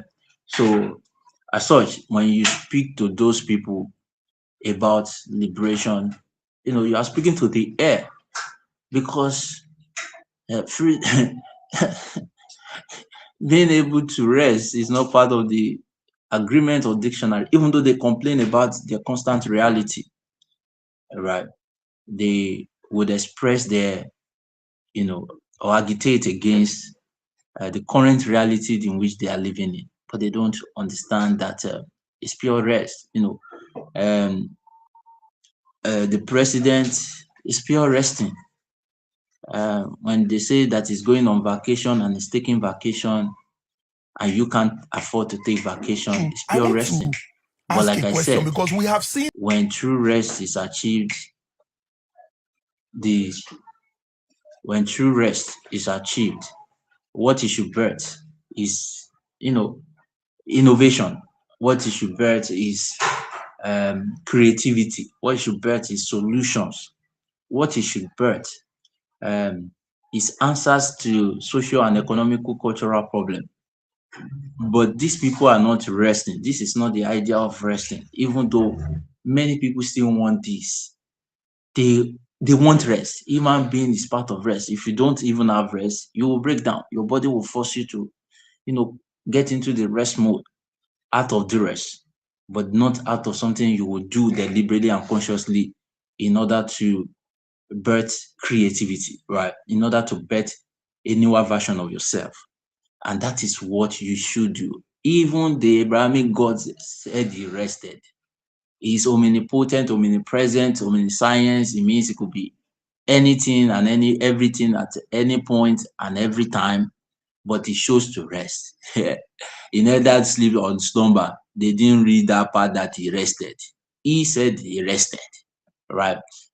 From the text, even though I don't believe the text, but he rested, right? That the best point of creativity is from the resting point. It was from the resting point, even in the first verse of the beginning chapter, that he started from. You must be in the resting point to observe what is wrong, what could be affected, what could be changed, to have a real analysis of your situation. You must be in the point of rest. So but of course, there's a way these people use rest that is different from the way, similar to the ones that those they said ate the apple rested. These idiots are after destroying their lives, because ultimately, once rest is not done within the ambience, within the confinement of a definite or defined environment, it will turn to it will not serve that purpose anymore, right? Yeah. So that being said, that when we now begin to look into this situation, it's a bit comical, really. It's a bit comical to start with and say that women are truly powerful. Women wins. That you get one of these idiots to rub your feet. That a woman is controlling one of these idiots, and this is how powerless and minute these people are. Yeah. When I saw that video, even though I knew that these guys are useless, really, they are. But the question I was asking myself, and I think you made a post, I was going to, post there eventually, was that, I hope people can see that these guys are just as pure as useless. They might create a facade on the outside, thinking and portraying themselves as powerful. But I hope they are just one idiot looking for, satisfaction and enjoyment. That his demands and his needs in life is not superior to the average needs of a common man. His demand, and why would you respect somebody when the only difference here is that he has the means to live the average life that an average human wants to live? That it is not in the difference in ambition or vision. That Oshiomole.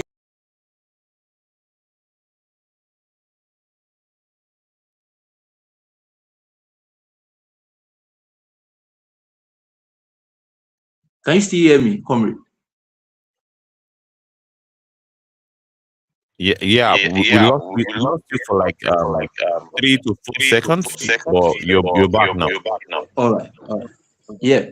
So that Oshiomole is one idiot street random person that money misroad. Is not different. His desire in life, and this is where it's sad. At that age, at that age, for him to still have and nurture the desire of a growing young teenager, an average young teenager. I don't think me, I have such desire. I do not have such desire. I do not have that such desire as a teenager, and I still do not have such desire as in my adulthood, and I will never have such desire in my entire existence. And you get reason, you get why. If we could get there today, I will mention the reason and why. That this idiot that is enough to be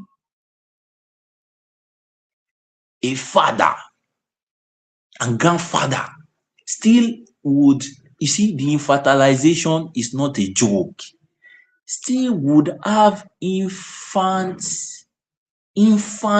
desire of life. This is why I cannot rate these people. Even if I want to try, I want to deceive myself. These are reasons why it cannot be. Because these guys desire, no, it shows that uselessness, realness. Do you know what it means for you not to have a child, for you not to grow up, for you not to get to a point where you just realize that, for you to get to the point where you begin to pick your war and battle, and you begin to pick it out of principle, out of vision, out of expectation of life, out of the new desire that you want out of life. When they ask you, why are you not doing this? And you are not necessarily not doing it because it's not sweet. Okay, I get it now. People have to get into the point of this. See, no. Nigerians, we need freedom. This is one of the reasons why you need freedom, so that you will not need to stop pet bottle drink because they have not recommended it to you at hospital to stop it. Because you should know that there are some certain things that you must stop at a point. But if you do not have it at a child, when you needed the excess sugar, you will think that life now begins when you can have pet bottle drink as an adult, and you are damaging yourself. You are killing yourself. And it's outside visionless that does that. When someone is becoming blood to life, can you imagine that some of you have to stop sugar, have to stop alcohol, not because you want to stop it, not because you have made a resolution to say, I've outgrown this now. What the fuck is this at this point of my life? Let me do some other things. No, but because they have told you that your life depends on it. Your blood sugar and your heart rate and diabetes is not jamming one another. Even with that, you are still going to hide and drink it. You see, that is not discipline. That's not the principle. You don't become anything meaningful in life by doing that. And that is why these idiots cannot be anything other than petit bourgeois. There is nothing in terms of standards, no principle, no core principle. When you rate these people, what you are saying to yourself is that I belong to, that's why I said the average desire of on the street is on the untrained, unconscious minds is the desire of this idiot. What it shows to me, just like Liberation Chat was saying earlier, that when we say let's retire this idiot that do not know that you don't use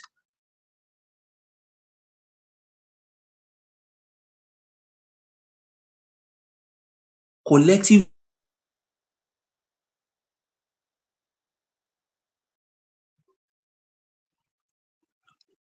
Comrade, can you see him? Yes. We lost it for 3 seconds. Yeah. All right. And you can chime in at any point if you're free to, because this is going to be long. This is the self-diagnosis of this idiot called our rulers.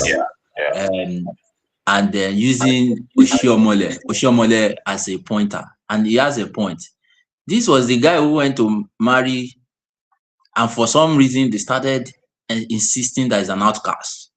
So this guy has a history of abusing not just the land but the women. He has an history, just like every one of them, because you will know them by the interactions with our women and the land. When you see this idiot, these motherfuckers, when you the reason why you can still follow them is because you don't know how to treat the precious thing. Like I said, people don't value rest. That is why your home is not your place and point of rest. So why is it the point? The place of your rest should be primarily your house, your home. Ilé là ń sinmi, ilé ni, how did they say this thing now? Ilé làbọ̀ sinmi oko. Yes, ilé làbọ̀ sinmi oko, meaning it is house we retire to from the task and heavy duty of the bush or the forest or the planting or the work. Ilé làbọ̀ sinmi oko, but house is no longer place of point of rest, because for you to have house as the place of point of rest, your interactions with two things very characteristics of each other, almost similar, the same, but in characteristics the same, nothing different. Ilé làbọ̀ sinmi oko is the interaction that you have with the land and the women and the woman. Well, it's not to you. You were talking about Fela the other day, and you made mention of the fact that people will say Fela married more than one wife because they have, but Fela, that means Fela abused women because he married more than one wife. But you have only one wife. That one wife cannot go home because of how you are mistreated. And Fela lived in Kalakuta all his life. Did you hear one time say Fela ran out of Kalakuta because the women wanted him out, sent him out?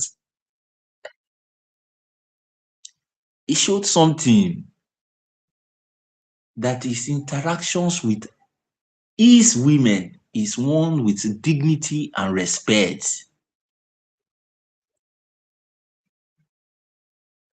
I have never heard that Fela needed a rest and he went abroad. In fact, his home was his point and his place of rest. That was what Kalakuta meant for Fela. When Fela is back, he's resting. But your home is not a place of rest, just like the idiot that you follow. It's not because you have a difficult woman, it's because you don't treat the woman with a point of respect. So we'll still talk about how this idiot, exploit the land and the women, because it's exploitation. It's exploitation that our women will have to resort to escort, the job of escort, and to service this idiot. You think this lady really, without the socioeconomical factor, you think this lady would have anything to do with such a man and I'm not just talking about the look, undignifying in any sense of it. It's not, like I said, it does not have any vision other than an infant vision, which is to squander and to enjoy at the detriment of lives. Nothing like aspirations that is bigger than him. It's not creating legacies. Yes, we have to put that. But the women are not just necessarily in Fela's life because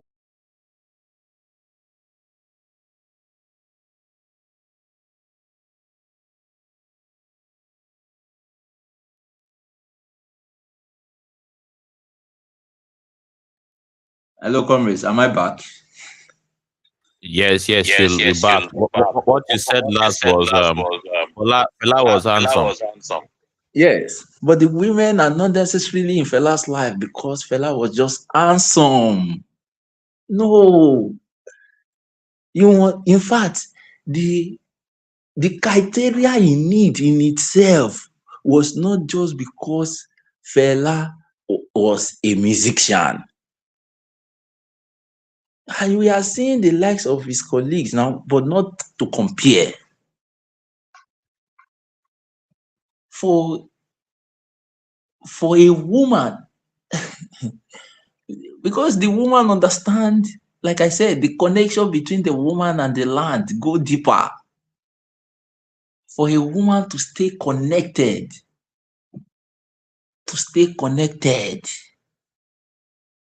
the vision must go beyond just self on the surface. It must trickle into the ground. When that connection moves to the ground, the woman understands.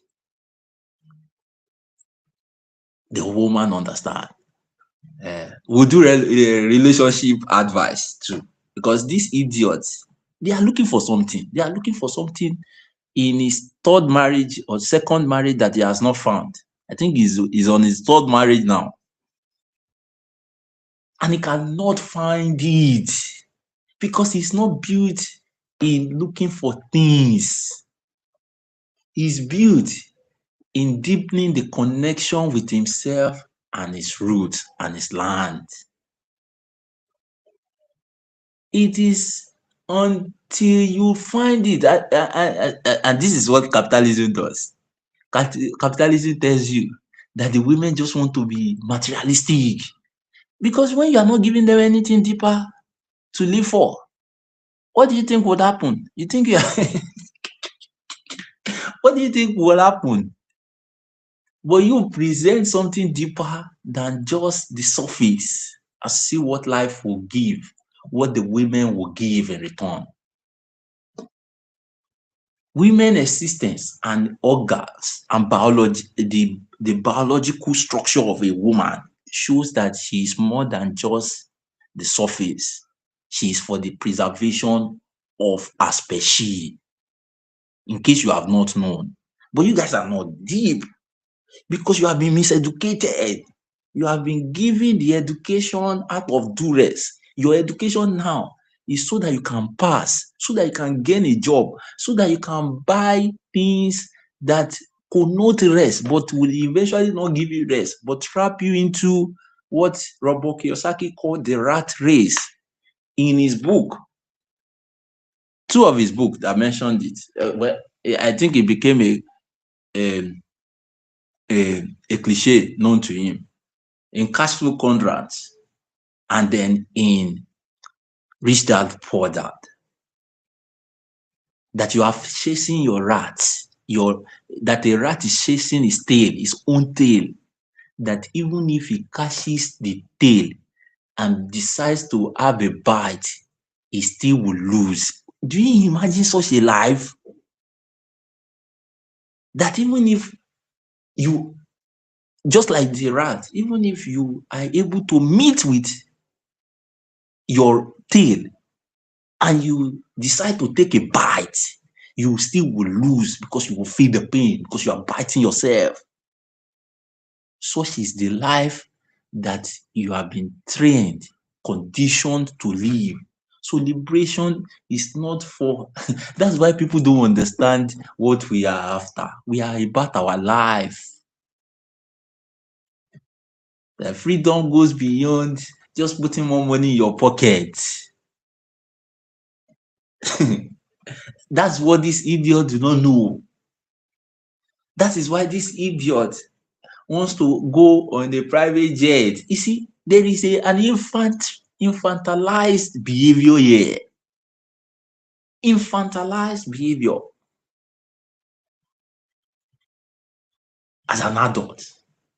Because this will never cross the carpet of being an elder. This is Agba Oshi, Agba Ya.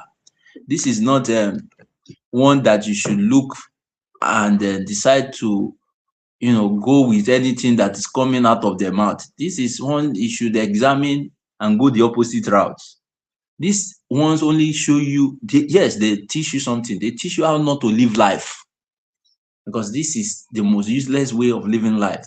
But to you, this is the best way of living life, because also, just like him, he has been miseducated to think whiteness is now the goal. No, don't get it twisted. Whiteness is never the goal. Whiteness is the distraction. The goal for you as an African is freedom. I repeat again, whiteness is not the goal.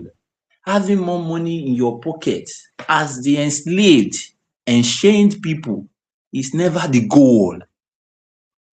Having the capacity and the luxury to go do with your time and with your life what you would have loved originally to do with it is or what you have the record, ancestry, antecedent of doing with it is the goal.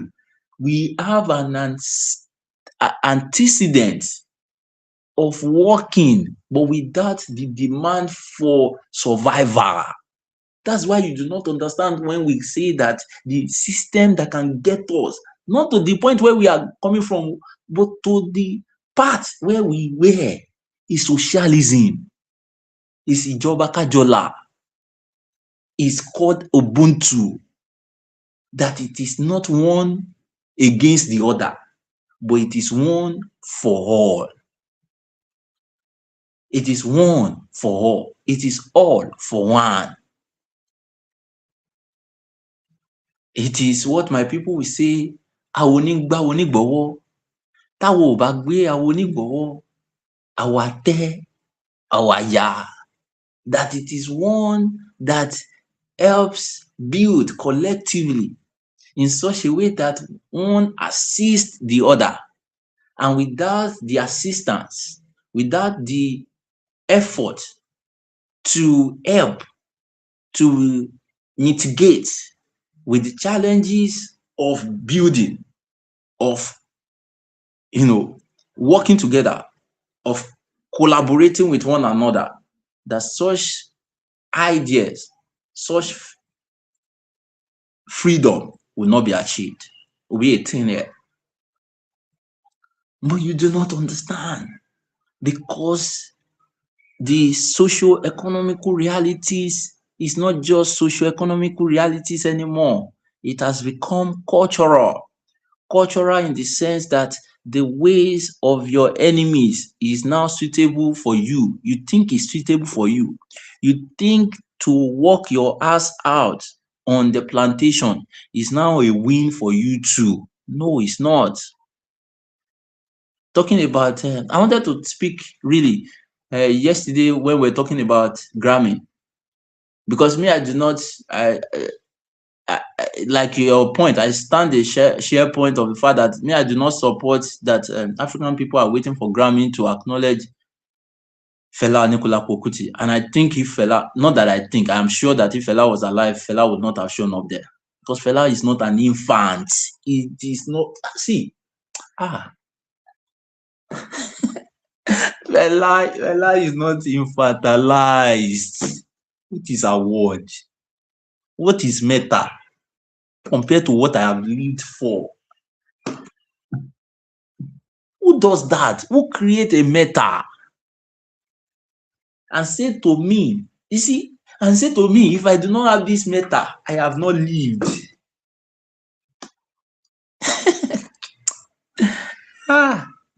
But infants will go and be demanding that. They will be, Daddy, you have not given me. It's my time to be giving. Ire tèmi kò ní kọjá mi. Bàbá mi ṣe bàbá. Bàbá mi ṣe ọmọ. Bàbá mi ṣe ẹ̀mí mi. Ire tiẹ̀ kò wá ní kọjá. Infant. It's my time to join. You are an infant. If the video fans catch you with this, Kind cry with Davido cry. Say they don't give a Grammy. Even in Ah, followers, they no. roll on the floor, say they Ah, don't give a no. Grammy. So Infants. it means Infants. it means a This is why I lot do not to let rate your these people. When I say I do not rate them, Grammy. people, Grammy is the validation that they need so much. because they have not lived. And that's the point. And that's my point. Is because our people are answering. The light, Davido knows that he is not living. By the time you start living, because I need to say some things with my face showing, but I am in between the red blue sea and the deep blue sea. My battery is low, and this app has been misbehaving. So, but let me just convey what I can convey. Once it gets to a point, I'll switch my camera off. Right, that you must be an infant for you to wait for your work that you have done to be acknowledged before you truly acknowledge it. And people are infants because people now want to find rest, like this idiot called political elite. They want to find rest outside their place of abode.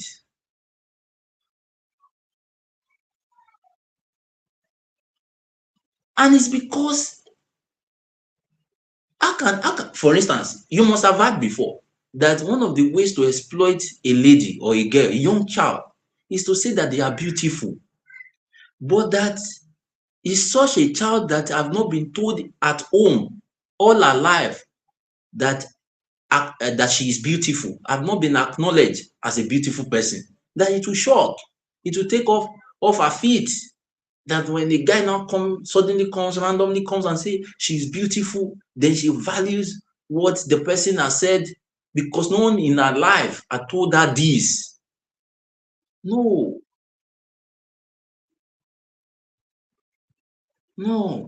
that's not the way to live life. The acknowledgement of life is not one that should be infantilized. We acknowledge, see, and this is where people don't know us as African people. African people, we acknowledge that there is need for us to live life of impact. We acknowledge it. We are fully aware of it. But we do not infantilize that reward or that acknowledgement. We are not looking for plagues or stone or metal to come and solidify that. That's not the life. That's not the life Shango lived. That's not the life Ogun lived.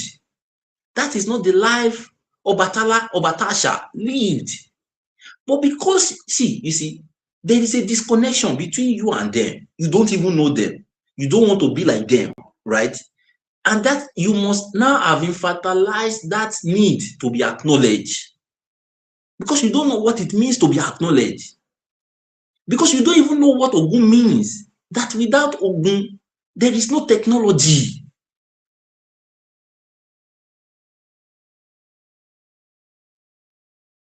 There will not be metal. There will not even be any technology called a car today.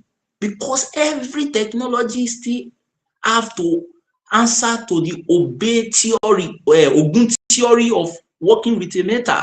That to work with a metal, to bring two metals to collaborate and work together, that the principle is that there must be lubricant involved. What do you think EPO is on Ogun? But because you are not, you see, there's a disconnection to get deepen in your root. But you don't understand this. So every other meaning have to be infantilized on the surface. Somebody have to give you a plague or a plug for you to acknowledge that you have done the work. Ogun wasn't waiting for that. He wasn't stupid. Fela will not be stupid to be waiting for that because they knew the work that he was doing.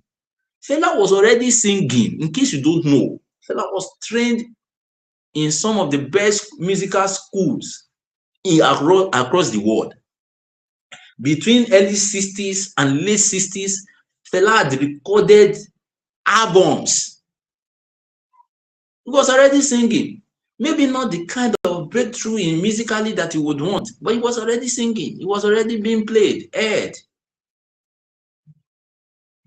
But Fela, in his book, this bitch called Fela, wanted greatness. You see, his desire was for greatness. When Fela was given a book by one of the Black Panther member in America to read, and Fela read it, Fela knew there is no way coming back from it. This is the path to greatness. It deepened his connection. Can I still be heard? Comrade.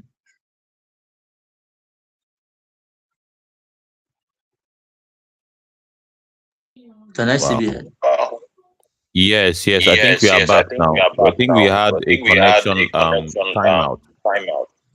From your end? Is it from your end?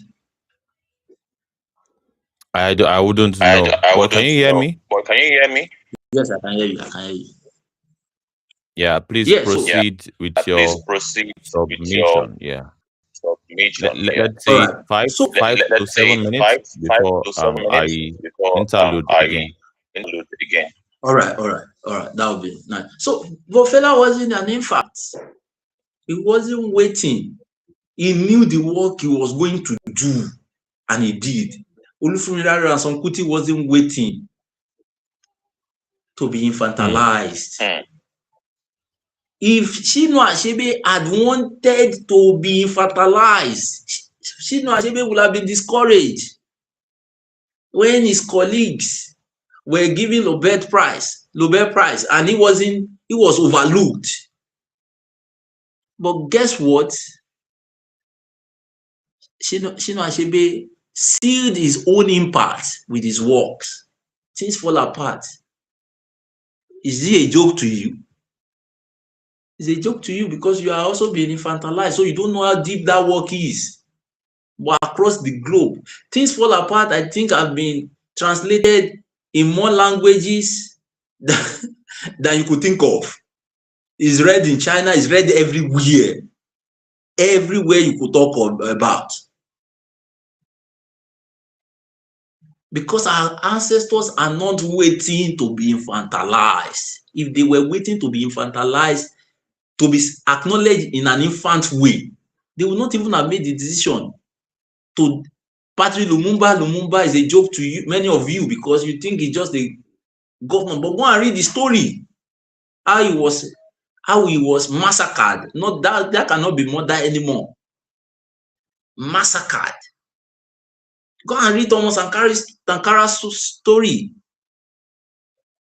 So I do not believe that if Fela was to be alive, that he would even have gone to Grammy to accept any rewards. That is an infant. It's an infant that, so until Grammy was created between 1957 and 1958, what was now the reward of our ancestors? Does that mean that we do not have reward for work?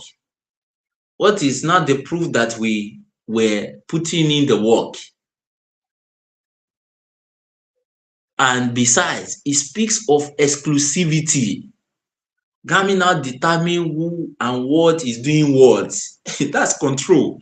That's not an award. That's a control. Control narrative, control vision, control thought pattern. But back to the Oshiomole idiot. Because the Oshiomole would drive us into several things. We have talked about rest. We've talked about rest being infantilized. That rest for an infant is luxury. But luxury is not equal to rest when you are not infantilized anymore. Because this idiot he could have done this with his wife, really. Can you imagine? And he had more than one. But the idea is not rest, it's exploitation. that the way they see us is the way they see women. They see women as exploitation, as a tool to be exploited. One of the great work of Chinua Achebe titled A Man of the People, which I think if you are a Nigerian, before you even make a decision to follow follow any politician in the next year, consciously you need to read that book. You need to know who your favorite celeb is from that book, because Chinua Achebe clearly described them and their role. Clearly, he clearly described them as the stooges of imperialists, as idiots who do not mean well for us as a space, and he clearly also defines who they work for. So before you go ahead and make the same error that we have been making all over again, infantilized, sloganized, like Paulo Ferrell will put it, before you begin to sloganize your destiny away, but you truly mean well, go and read that book, A Man of the People. That book will tell you everything you need to know about this system and those who you should not. And when you read it and you do not understand, because you have to be deep to understand our ancestors. We speak in code. We codify things. You ask me and tell me, oh, but I want it simplistic. You see, that's part of your problem. That's part of your problem. We are deeper than we think. We need to be deep. So when you do not understand, when you have read it and you do not understand, because I consider many people say they do not understand, they do not understand. It's like for some person, it's just a reading novel book. No, that book describes. That's why many people are not getting conscious within the land until they japa. And it's not, and that is, you see, infantilization of you is where the real work of damage started from. Is to infantilize us, is to think that there can be luxury amongst penury. Is infantilization. That you can have a bad road, but justify that you are wealthy with the fact that you are driving a truck, a monster truck, that you're driving a badass four-wheel. Four-wheel, they say it's four-wheel drive. Even when the tire is suspended, the back tire can still move, because the steering can control it. Four-wheel drive is infantilization, because those who are creating those things are creating good roads. That the primary need of anyone to have a successful and enjoyable driving experience, for driving to become a rest and not work, because you bought the car thinking you were going to rest while you bought it. Now you now work more. For them to have what is close to rest, having a tool of effectiveness like a car, you must have dealt with the basics. The basic is good roads. But they have infantilized you. They have told you that you don't worry, just move ahead. just buy the tire that can drive in a muddy environment. It's infantilization. And we know how this story ends.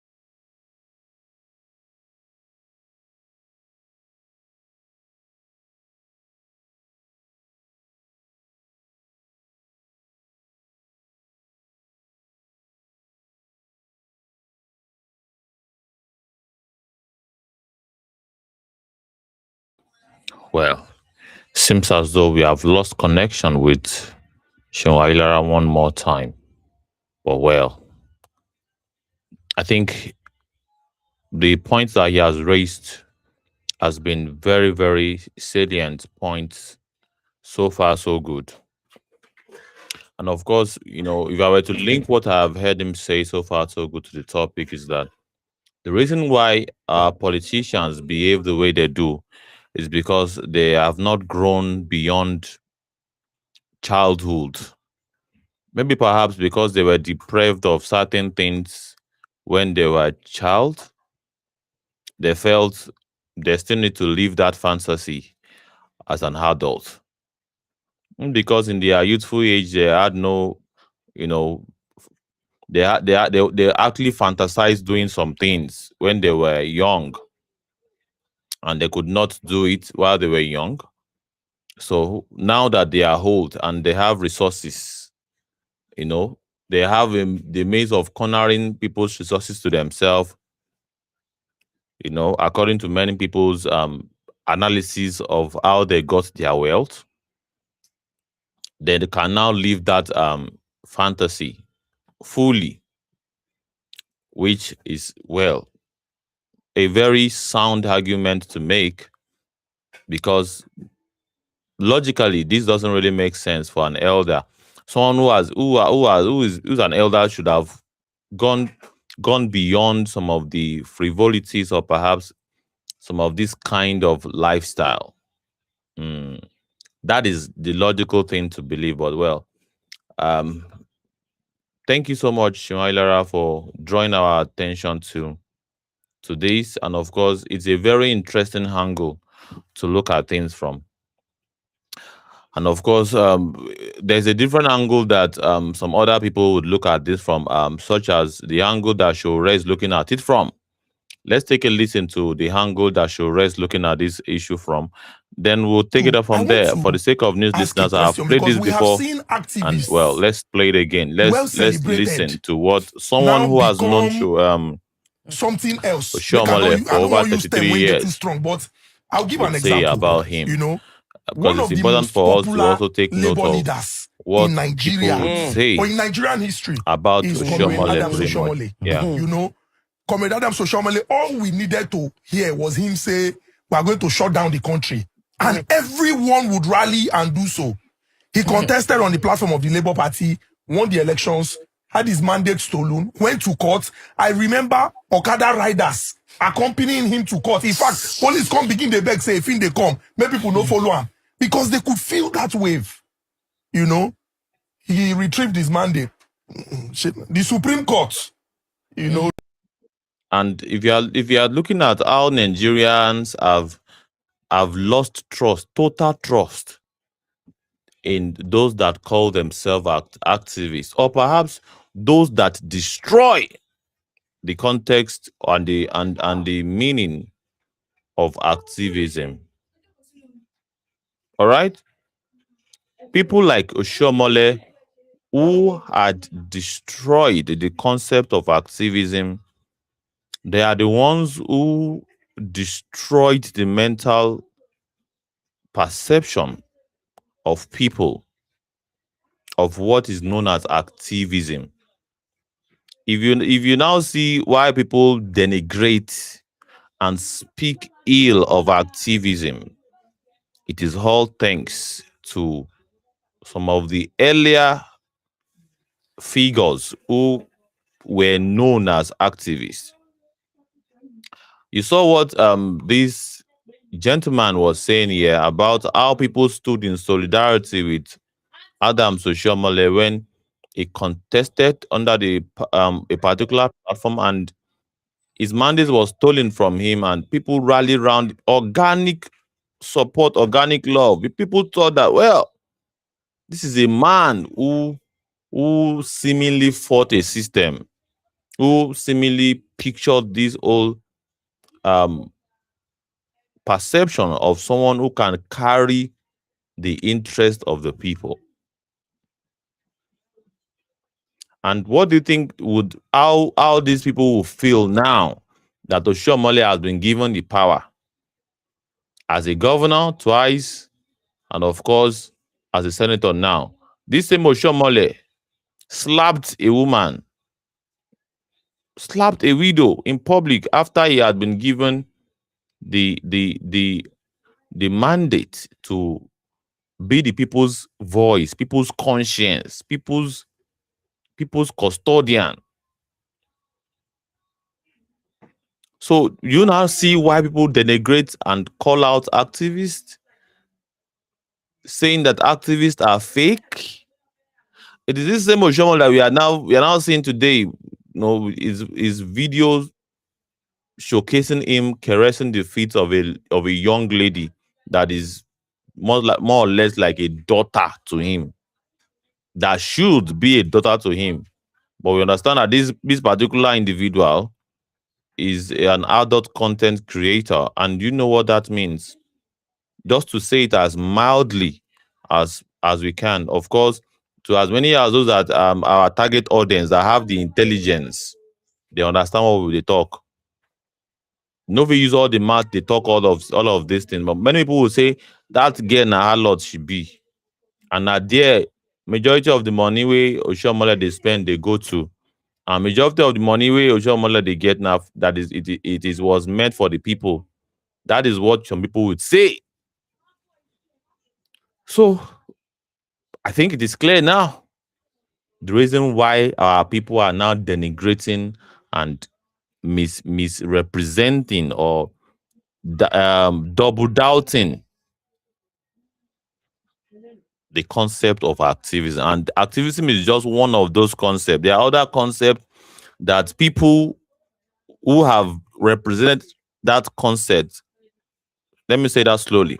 People that have represented that contest have destroyed the concepts, I mean to say.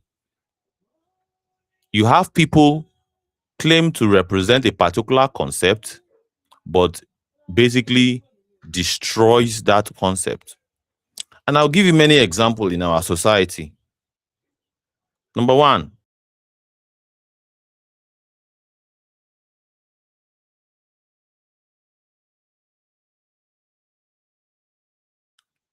oh, we're having a network timeout again. I think we are back again. So I was explaining what many concepts that has been destroyed by many characters who have played such roles. Pastor means fundamentally shepherd, someone that protects you, that protects a group of people. When you now see pastors, the very same person that should protect the people, be sympathetic to the people, represent their people, be a shepherd that can take the bullets for them or take an attack. If an attack is coming, they should be the one that will protect the flock from attack.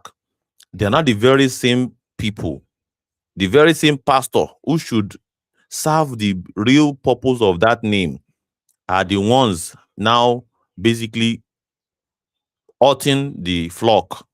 They are the ones that will be sleeping with the member's wife, member's daughter, extorting from the people, doing the exact opposite of what pastors should be doing. That is number one concept. I can go into details. Number two is this activism, activist. And exactly, I think that is where we will end it for. There are many other concepts though that has been abused. An activist is someone who champions the cause of the people, who uses his platform to bring about a lot of pressure to the powers that be for them to do the right thing in the people's interest. And how do you know real activists? But it turns out that these so-called people like Oshiomole, they have denigrated and make useless that word activism. That is why people can denigrate people like Showore. And of course, it is clear with Showore's record, you can see that this is a real activist and Oshiomole is a fake activist. Tell me what Oshiomole was able to do as a labor union leader, what he has been able to do to pressure the government to do in favor of the people. Just theatrics, and theatrics. But we can mention many of what Showore has done to basically force the government to do the right thing. Forcing the government to do the right thing. We have seen the case of police officers when they are being paid and their promotion is being delayed by those ogas, so-called ogas at the top. Showore pressured and used his influence to call out the powers that be, protested All right. And what happened? Over 30,000 police officers got promoted after that pressuring. Over 30,000 police officers. Is there anything more? Yes. The NYSC corps, youth corps that are the ones that are serving the countries after graduation. Many people will call it forced servitude. But these guys are representing the country. They are basically working for the country for at least a year after their graduation. They are being paid a very low wage or wage stipend, 30,000 naira. But Shure amplified the voice of one of them that actually cried out. And he does not just amplify it, he actually walked the journey to ensure that what he was clamoring for gets looked into. And as a result of that pressuring, the government was able to implement the so-called minimum wage that is not even implemented in every some civil servants in Nigeria are still getting the previous minimum wage of 15,000, 30,000 till now. But she will ensure that the youth corps, the young graduates that are serving the country, they are now being paid 70,000 naira. And imagine the thousands, hundreds of thousands of them that are serving. This is how you know this is real activism. Someone that was called into, because at the time that Abiola was running for office, there was so much tension in the air, so much, his mandate was stolen from him. Shure was also a student activist at the time. He was a student union president, and he was basically a very influential figure among the students at the time. Abiola called him in and said, well, take this money. All right, you guys just go and have a good time. Thank you for your support. Shure said, no, he's not here for money. He's here to ask him a simple question. Is he ready to fight for his mandate?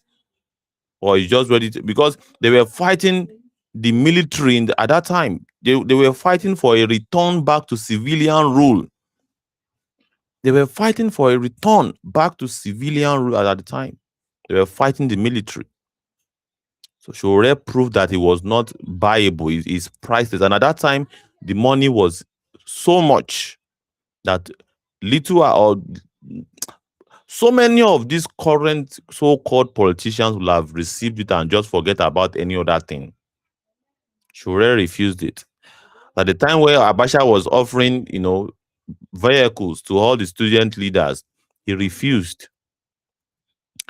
This is how how to trace the track record of real activists. But people like Oshiomole, their activism lack no history except just theatrics. You want to stage protest? No impact. No impact. And of course, such ones, they deceived the people into making sure they get elected into higher office. People fell for it, and they fell the hand of the people. What interests me about the people is that because of people like Oshiomole, they're now saying that someone like Shure, they're not directing their anger. The anger that they should direct to people like Oshiomole, they're not directing the anger on Shure. And they will now be using Adams Oshiomole as example to denigrate Shure as an excuse for them to remain conquered and overcome. We all know that. I know his excuse. When they come out with that excuse, when they come out with all of this, Oshiomole do pass you. Oshiomole do pass you. Wetin happen? Bunch of ignorantly proud people. When you are ignorant and you are proud of it, you are so you think that you are making a point, when in actual fact you are not making any point at all. So it is what it is. It is what it is.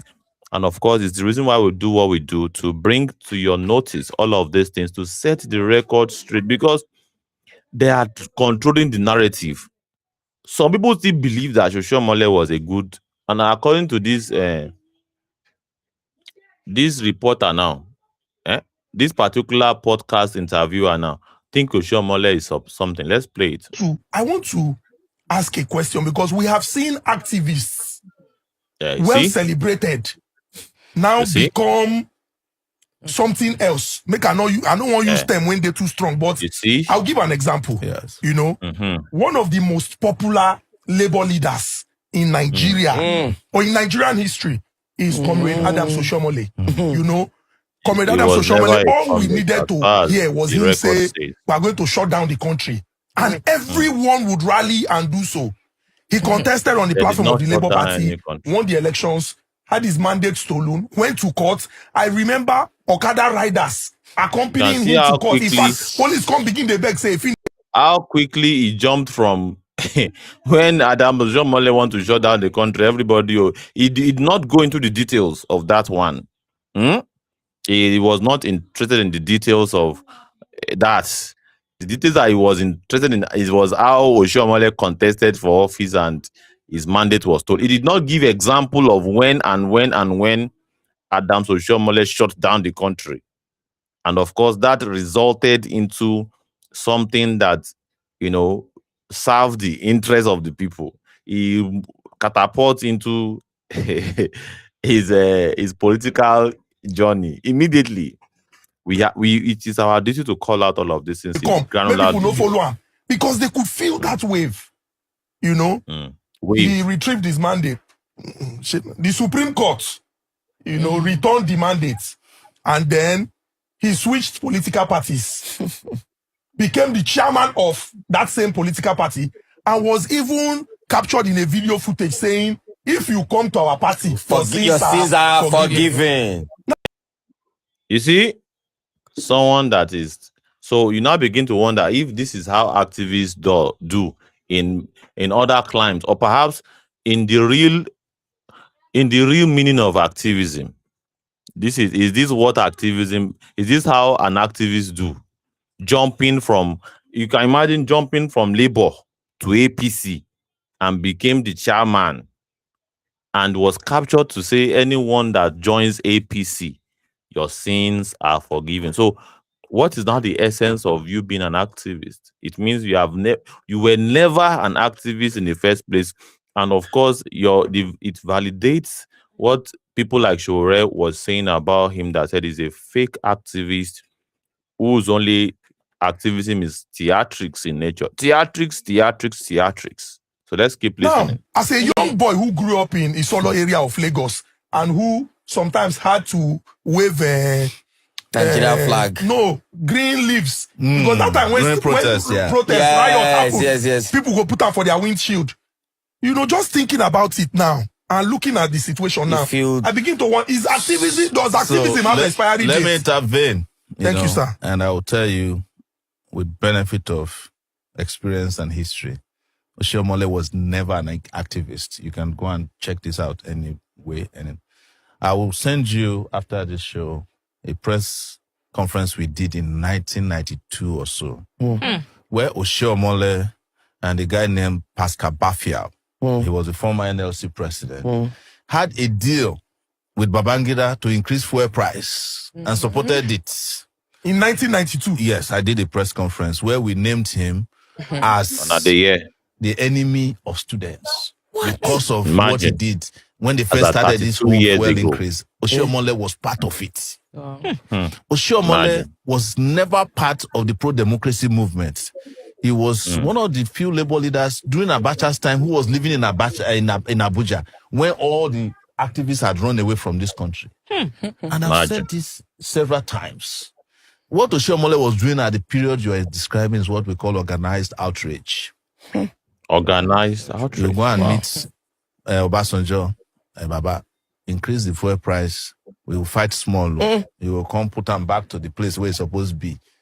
You are happy, I'm happy. Wow. That was what Oshiomole was doing. And I've said this openly, but since you have greater reach, he can challenge me that I said, and I'll send you a copy of the press release and press conference, not even press The conference itself. We sat at the press conference, invited the press, because that's how we communicated during our days. We did a lot of world press conferences, and we went after them. In fact, when Abiola's election was annulled, part of the places the students invaded was the NLC secretariat at Yaba, because they were in bed with the military, Pascal Bafiao, and Oshiomole them. They were the labor leader. He didn't start today with this Oshiomole you are saying. He has been doing labor leadership for a long, long time. So they were the part of the labor movement that sold out. Kokori, who was in Pengasan, and Frank Kokori. Yes, they were the original people in labor who really shut down the country, and they were arrested and kept in detention. Look, I think Kokori was released after Abacha died. Wow. Ask why nobody arrested and detained Oshiomole. Even small me at that time, I was going in and out of detention, including by DSS. If they detained him, it must have been an arranged detention. But you get one video when they tear gas ammo under Obasanjo. And that's why I say organized outrage now. You can arrange police to tear gas you. Yes. Wow. They can arrange police to tear gas you now. But that was under.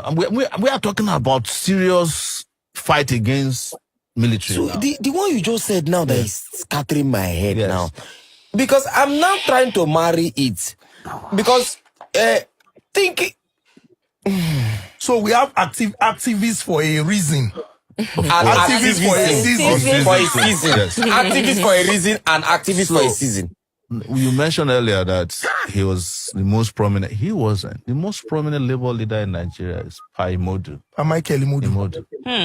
And he was one of the people, first in Nigeria's history, to be restricted to a city by the colonial masters, Auchi. The second person to be restricted to a city was Obafemi Awolowo. Lekki.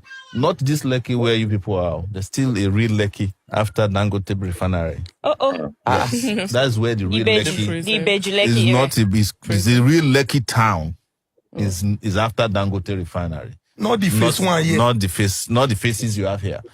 And then the third person, of course, was myself in 2019 when I was restricted to Abuja for 3 years.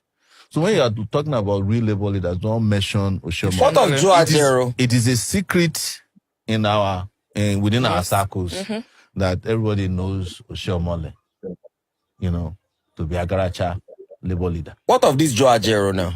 Well, Joe Ajero, as far as I have seen, doesn't seem to have a problem with the government. I think it's the problem. And when you have an activist that does not have a problem with the system, this kind of system, I don't know the kind of activists where that kind of activists be. Activists we no get problem with the removal of petrol subsidy that has resulted in the incremental and exponential increase in food prices. Activists we be say power grid just they shut down like the Nigerians are living in darkness. And some that are not living in darkness, they have to purchase power by themselves, like buy fuel and run generators. Like seriously, you can say I'm sweating. Do I look as? Do not be deceived. Do you think I'm living in an air-conditioned apartment? I know there's no light, and for us to maintain this broadcast, I know the expenses that is going to, into it. And you have activists that is detached from the reality of his people. Activists will get diesel gen and solar power in his house. Activist that is off grid. Activists that is not living in the reality of the people. Which kind of activists be that? Now that one you can they call Ajero. We want to compare Ajero with the like of Shore that chooses to basically live the lives of the people, to understand what people are going through, that listens and confirms from the people what they are going through. and even fight for their struggle and declared wanted. And see, yet, despite declaring wanted, he still not send any one of them. He calls them criminals. He has called the current IGP there, who has exceeded his tenure. And anyone that has exceeded his tenure, by logic, by legal logic, is occupying the position illegally. He called him an illegal IGP. Right? Shore called the current IGP, the Inspector General of Police, an illegal IGP. And he, of course, is now proving in court. The matter is in the court how he called the current president a criminal. All right? So it is what it is. You know a real activist when you see one, and we have seen one. Shore is that one. If you have another activist that we should know of, please say it in the chats. Let's see it. Let's tell us. We would call that activist. We would reveal that yes, this is another activist that we know. But as far as people is concerned, and I have been interviewing people. One of the things I do is to interview people. Shore is the people's advocate, and Shore is what you can call a real activist, not the fake ones that Adam Oshiomole has proven to be, and some other labor leaders that cannot, that is comfortable with the people's suffering. Activists don't get comfortable when people are suffering like this in the hands of a system, and they are leaders of controlling millions of people under your union, and all you do is just to have meetings and negotiation. And I do not recognize the activism of the current labor leader. I'm not sorry about it. I do not recognize what he has done so far. So I'm not impressed. No, I'm not impressed by what he has been able to do so far. So good. Anyone that is impressed with what Joe Ajero has been doing, please, in the chats, in the comment section, let us know. Let us know in the comment section. Let us know in the comment section. Bring it to our notice.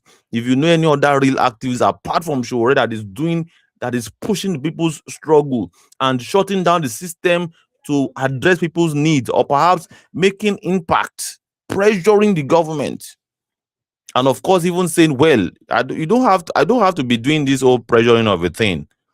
I am ready to serve if you give me the opportunity to serve. And I have created a political organization.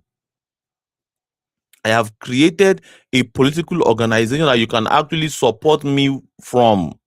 Support me under this political, and of course, not only me, others who also want to serve in different capacities can have access to that platform.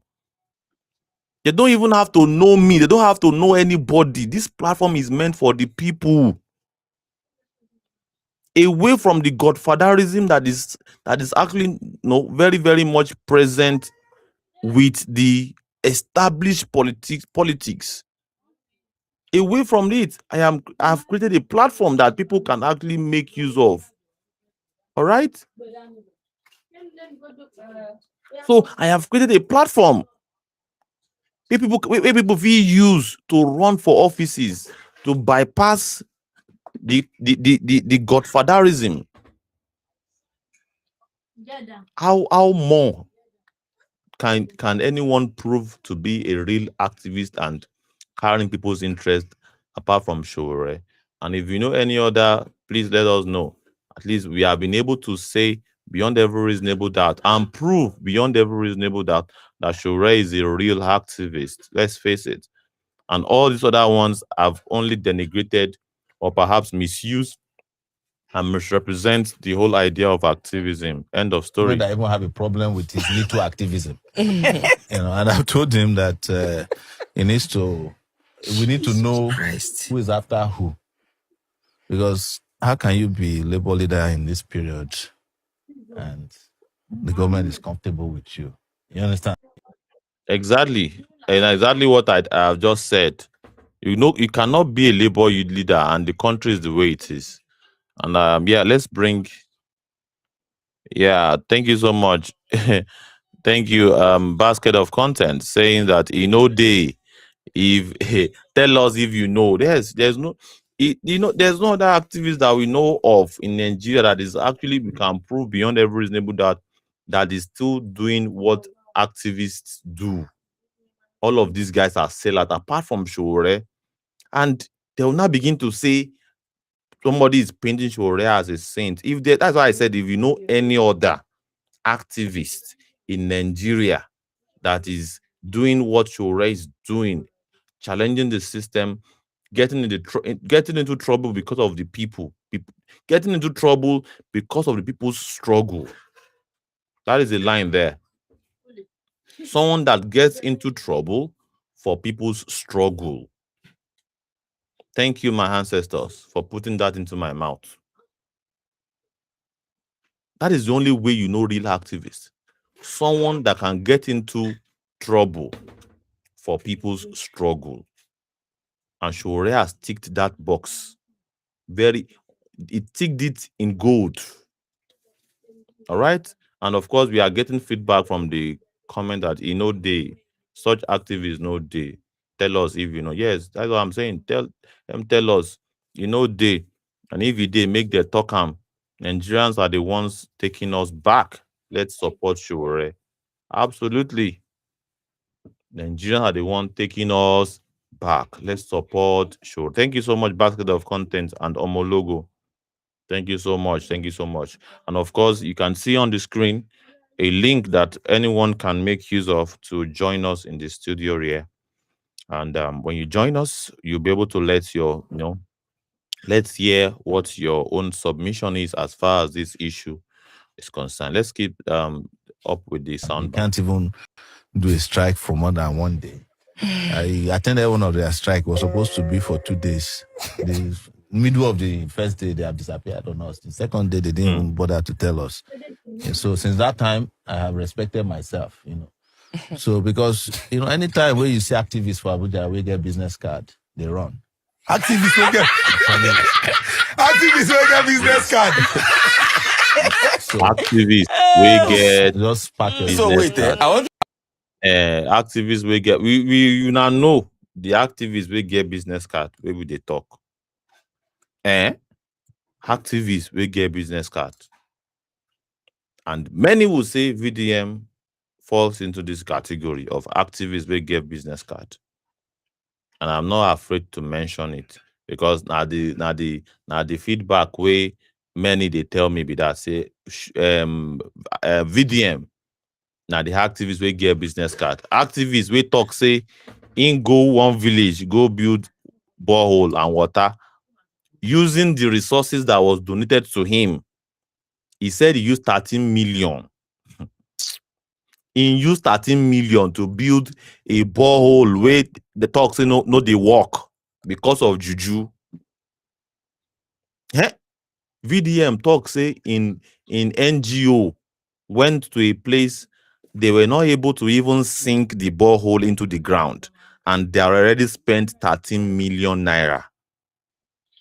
Let me repeat that again. This is a video we in do by himself. This is not an allegation. This is somebody that calls himself activist told you he spent 13 million in building a borehole. The pumping machine never dey inside ground. The pumping machine never enter ground. The pumping machine still dey inside pali. Inside, it's still in tear rubber. Say they have to move all the equipment out of the place because the people were using juju on them. And before they moved all of those things, they said they have spent 13 million naira. So how much does it cost to actually build a borehole or to sink a borehole? And the kind activists we talk with this activists we get business card, we go give a politician in card. Activists we go solicit for for money on behalf of the people, all right, and cannot give a proper account of how the money is being spent, it is what it is. He promised to be transparent, but the only transparency is about how the money is entering, not how the money is going, where the money is going into. And we dare call out VDM on this platform. Yes. So as many as all of now we be on maybe in Ratel, come and prove us wrong, that we are basically accusing him of what he has not done. All right, to all of now we be in Ratel, go and tell him that we called him out on this platform, that he should come and give account of how he spent 13 million to build a borehole that was not, that could, the people could not turn out the tap and bring out water from it, and they said they abandoned it because the locals are into voodoo.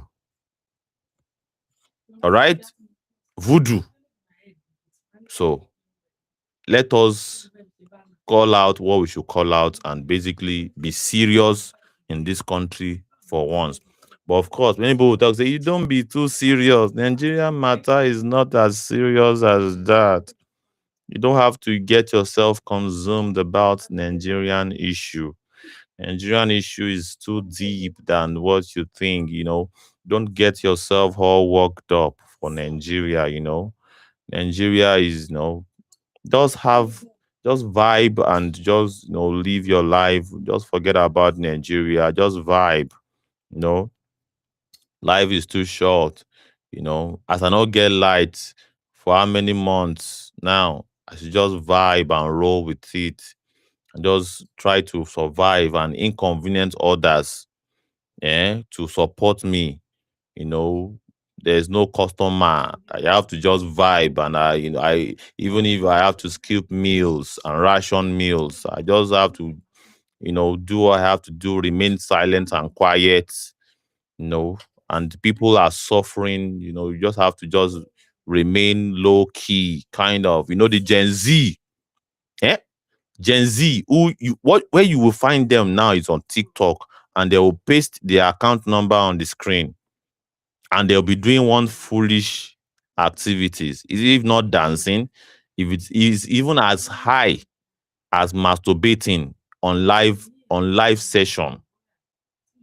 That is what those that ask us to be vibing. That is what they are doing to survive. Some of them have opened OnlyFans, the very same OnlyFans, where Adam Oshiomole is now patronizing one of the people where they do OnlyFans now. Now, many of our Nigerian youths who are girls, that now the thing where they take the survive. If you don't know what they do, that money they enter their hand. Also, they are in OnlyFans, and some of them are making millions from only. Oh, do you know what OnlyFans means? Go and make your research. We don't have to tell you the details here. All right. So it is what it is. Do not, don't worry yourself about Nigeria. The politics in Nigeria is too deep for you to worry yourself. What is deep in a set of criminals, according to many people, basically still submitting themselves to you to be politically relevant, and you are giving them, now they give them the relevance. Now they give them the relevance. They shouldn't. By just plain logic, these ones should not be relevant in a very sane society. In a society that claims to have, in a society that claims to have intellectual people. In fact, now the very same people that claims to be intellectuals, now them they say, now these same politicians, now in we go, we must to vote for say. And they will tell us that they are not morons, that they are making the decision based on intellectual parameters.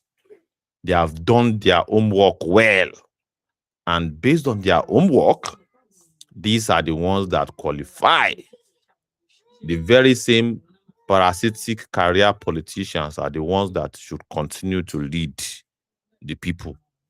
And this is where that leadership has led into. They are leading in front like this. This is what they are doing to lead. I don't know why this thing is very slow to come up today. The system here is lagging today. Not my system, but I think from the side of the streaming platform. All right. So they are leading, yes. I'm on my respect. Leading in robbing and spending people's money on the laps of damn sales. And this is the kind of leadership that they like and they encourage. So we have said today, beyond every reasonable doubt, the denigration of the concept of activism, and of course, reacting to the popular video that emerged today, where we see one of our politicians rubbing the feet of, a damn sale that many of us have discovered to, have shady or perhaps unapproved means of occupation. And of course, our senators are willing to roll with such ones. They don't mind. And these are lawmakers. So, and based on the Nigerian scheme of things, Oshiomole too is in queue to become your next president. This Oshiomole is on the queue to become your next president. So prepare. Hope you are mentally prepared for, his emergence. Buying of tickets, and make someday it will become his turn. Because now turn by turn, gentleman's agreement, according to you people, gentleman's agreement of circulation of power, north and south, and of course from one politician to the other politician. Now the kind of rotation we will now approve with that. Rotation of power from Emilio to most likely to who is the next person, who is next the Nigerian politician. Tell us in the chat that is on queue. And we people have said beyond every reasonable doubt that people like Showore, they are forcing themselves on you. And you have said it, that people like Showore are forcing themselves on you, that they are not loved enough to lead. They are not loved enough to practicalize their years of consistent, disciplined, and resilient position to stand in solidarity with the people and got themselves into trouble for the people's struggle. According to you people, they have not done enough. So thank you so much very well for that clarity. And of course, I'm sure Yoilara is back. Let's welcome him back so that he can proceed with his submission. Then we'll go along to the next agenda in the broadcast. Please, Yoilara, take it away. Are you there? You're welcome back.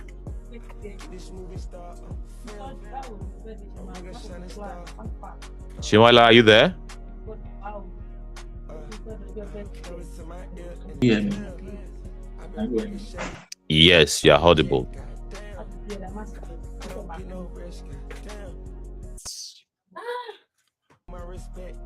Shimala, are you there? You are audible. Can you hear me? Yes, you are audible. All right. Yeah, thanks for the feedback. It's still not showing that my mic is unmuted here. So wow, but that's why I'm a bit confused. You are very audible. All right. Yeah, so and well, maybe I will be going with the theme for this night with infantilization, being infant, and infantilization simply means, that the mode of psychology and philosophy of a human is still, and perspective is still all, the mode of being a child. And being a child, before we demonize being a child, it's not that it's wrong. It's that the expectation of life should be different from of a 5-year-old. The expectation of life, or the perspective of life, and ultimately that as an adult, that the desire of that should be by default different from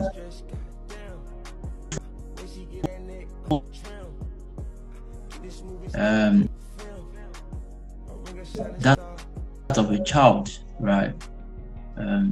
By just merely looking at this, where it now gets it's now abusive. I've moved out of age brackets. Can you still hear me, Conrad? Yes, you are very audible. Can you hear me too?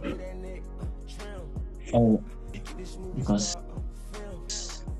I don't know what this device is doing. So yeah, you are audible. Yeah. All right. Like I was saying, that the child should be different from that of an adult. Just imagine that where majority of African oppression of this system we live in, we're actually the same. But imagine that the expectation of an adult is the same of a child. What's not different? And we are seeing the similarity here. We are seeing that means only find expression, only give it more expression. For instance, if Oshiomole had not had means to go on a private jet cruise, for instance, it would have expressed itself also in a different manner. And it's the same manner. So it does not necessarily you don't need to get to the scale in which you can see it to see it. There are people now on TikTok, dance with their children, with their infants, because that life really has not really, it's not an overgrown life for them. So you could still see that parents behaving as an infant. The behavior of being infantilized is there. Is there. And it will be common with the oppressed. You need to know that the desire to have a life at some point, to have a toy as a child, or whatever it is that the means or the mode of play will be, to play as a child is there. But imagine that a child would not have his own child due to socio-economical effect of governmental policies that make life difficult, and irresponsibility of adults to actually hold the state to ransom, to deliver on their promises, so that a child can have a childhood, can play. But imagine a child that have to literally support families before going to school, if at all there is school, before and after school, just to assist financially. That child has been, deprived of childhood, and that in psychology, that you cannot ultimately, you can hide effect, but you cannot ultimately stop an effect. That child is going to be looking forward to a time that they can play. But this time around, it will be in negative manner if care is not taken. That is what we can describe with the play that Oshiomole is doing, playing daddy and mommy. But in this case, because it's an infantilized action, he's doing it with Oloshi. So we need to get to that point where we need to look out for our children. And you were saying the other time that that is supposed to be the role of some persons today, but that's not their role. That's not the role they play. They do not play the role of a shepherd. Um, in fact, they play the role of predator, leading the subjects slaughtered to a slaughterhouse. That's what they are playing, because every election, all of them parade all these so-called misrulers to come and speak to you in the so-called gatherings of God that you guys gather, and they know, and they have never make up time. They have never decided to invite the likes of Oshiomole Nigeria, and they will never. It's not coincidence that they have never invited him, because they know that the people they are in bed with, the true people they are in bed with, because they are not shepherds, they are leading you to slaughterhouse. The people that want to slaughter you is not part. Oshiomole Nigeria is not part of them. Adeboye knows.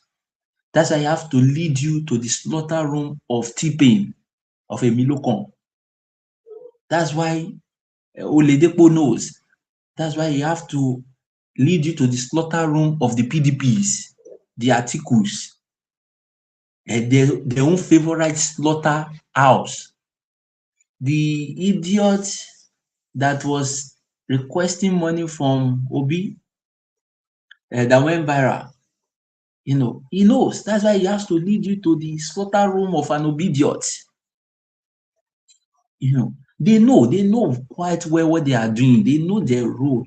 It's you that do not know, because they have infantilized you like them to think that you can have position without taking responsibility, to think that the position itself is not devoid of responsibility and anything called responsibility, and to not demand from the position the actual responsibility tied to it, right? So this is the infantilization. So if you are infantilizing, if you are infantilized already, you will gear towards these idiots like Oshiomole. You will gear towards them. It will make sense. It will not make sense to demand good governance, to want good system. It will not make sense, because system is not for infants. It's for infants to understand, but it's for infants to enjoy, but it's not for infants to really understand. They don't understand. A child doesn't know originally. He's not supposed to know how you make money, and what you make.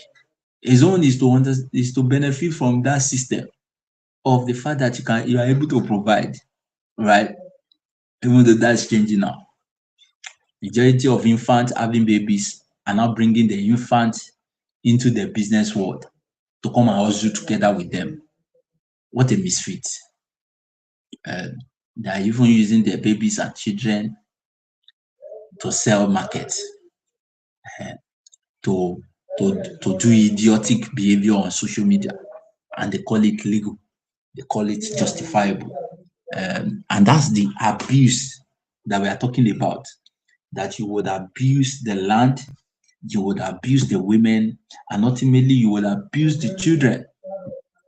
And that is what his idiot Oshiomole symbolized. That's what his action symbolized. That he would abuse all, just for his infant ideas, his fantasies, his desires as the oppressed one. Then the conversation on activism, became a thing. I think on a normal day, by the time you become responsible, any responsible adult should be an activist. Any responsible adult who understand the place of adulthood in a society that the place of adulthood is ensuring that things works orderly, that things work the way they are supposed to work, that eku ń ké bí eku, ẹyẹ ń ké bí ẹyẹ, ọmọ èèyàn fọhùn bọ́mọ ènìyàn, that things are orderly. Anyone within this system that is fully grown as an adult, who is now giving, past the infantry desires of just luxury on oneself, of me. Now they say to you, you discourage your children of me attitude, or you too, you are behaving it. It's the infant. That's why they cannot stop the me attitude, because you have not stopped it. You need to show the path. So anyone who have stopped the me attitude has cross-carpet into activism. You would have cross-carpeted into activism in this country. And what is simply, thanks, what is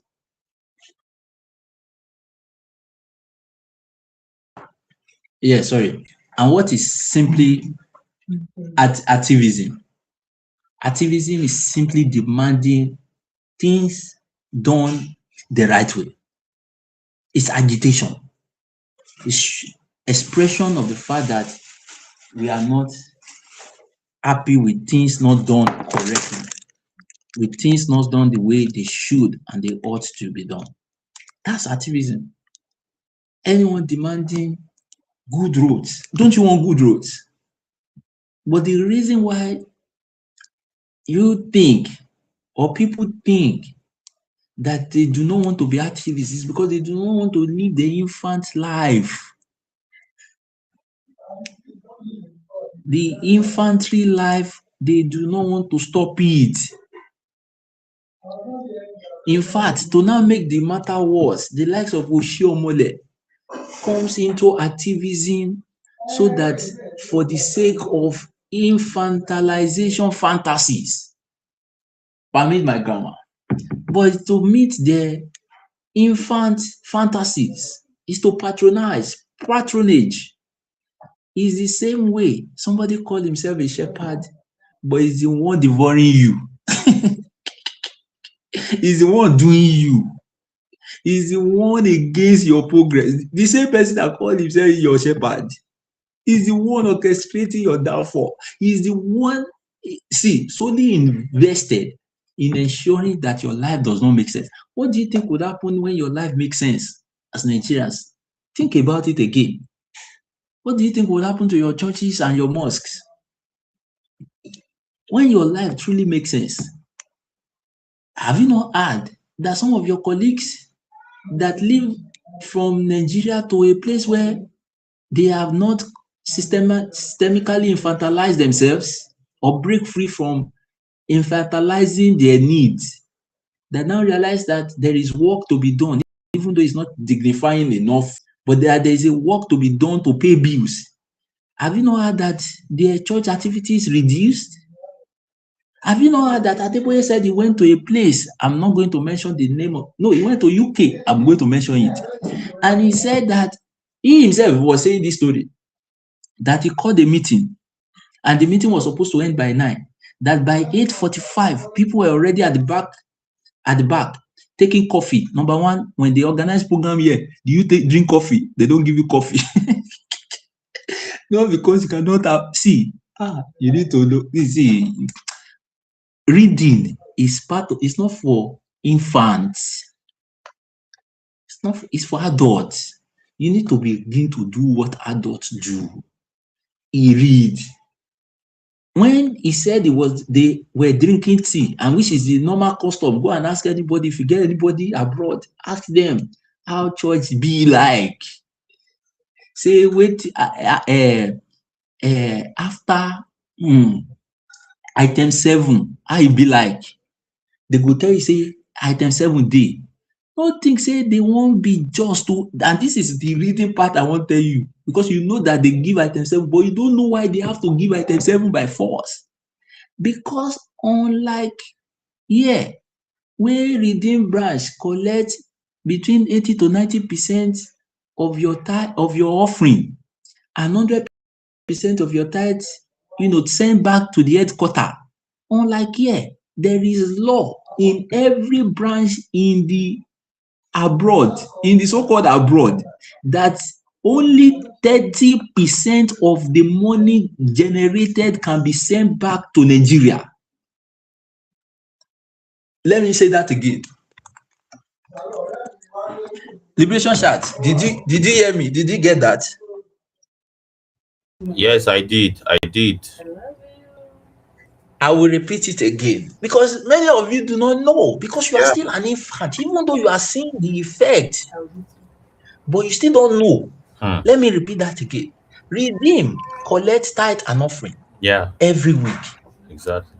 Redeem, as at the last time I checked, 100% of all tithe has to be sent back to the headquarter, regardless of your branch. Yeah. 100%.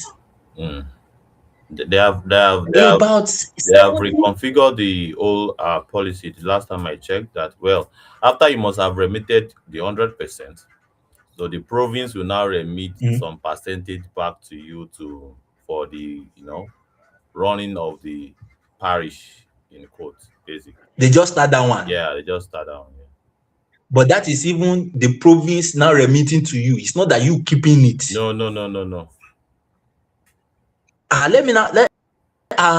They just started that one.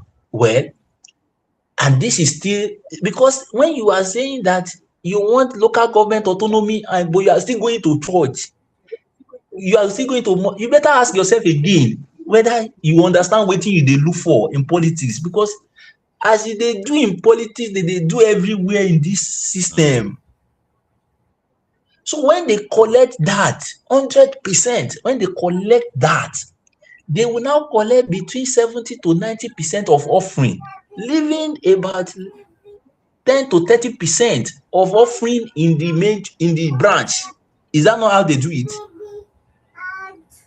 Absolutely. Liberation. Absolutely. Let me now tell you the reverse. The reverse is the case. When Redeem opens in Maryland, USA, or they open in Michigan, in USA, or they open in Oxford, in England, or they open in UK or London, or whatever place it is across the world, the redeem can only the money that can be sent to them back here to Nigeria is only about 30% of the generated numeration. Meaning, when they collect tithes, only about 30% can be sent back to Nigeria because they have a rule. Because churches must play the part of the functionality that they are supposed to pray. It is here they infantilize you to tell you that the only responsibility an NGO has to play as church is to pray for you. No, they don't infantilize you. But system wey understand this madness wey dey system wey understand the madness wey they don send to you, understand that only 30%, not more than 30%, can be sent back to Nigeria. What will now happen to 70% of offering and tithes? That now where they can afford to dine every meeting be that. Now why they can afford to dine? Because they are also not thinking, nobody is coming to them to come and say, hey, my gas don't finish you. Or I don't get gas, I don't get water, I want to borehole. Nobody is coming to tell them that you don't get borehole. Yes, they support, but the major money is for the within so that they can eat. See, you have read in the Bible, they say that that David went into the house of the Lord and eat what belongs to God. You do not understand that they are abroad. Some of you are even in the abroad, but you still don't understand because now infant, you no grow up. Why not be your fault? You no grow up. Why the things they work like that? You go just think say because they have more money. Which more money? Look at the congregants. Look at the congregant. How many you be? Self, count yourself. How many you be?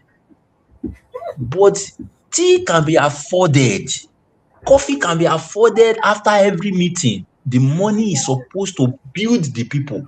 Why is it so? Because unlike you say, that do not do the work, the system does not infantilize. It should not be infantilized. The system now says to the people, why is it that you think they do not collect tax, income tax from churches? Because they see them as part of the things building the state. When I mean building the state, and I mean it, in order to subjugate you, to keep you oppressed, and to keep you docile in order not to do anything at all. But in this case, these ones are not even giving you incentives. They are not even giving you anything. Meaning you are supposed, it is the level of infantilization that is still making you go there. It's not like if you need food, you can go to your church and get food. It's not. But back to what I'm saying, because I'm talking of infantilization about timing and the religious institutions.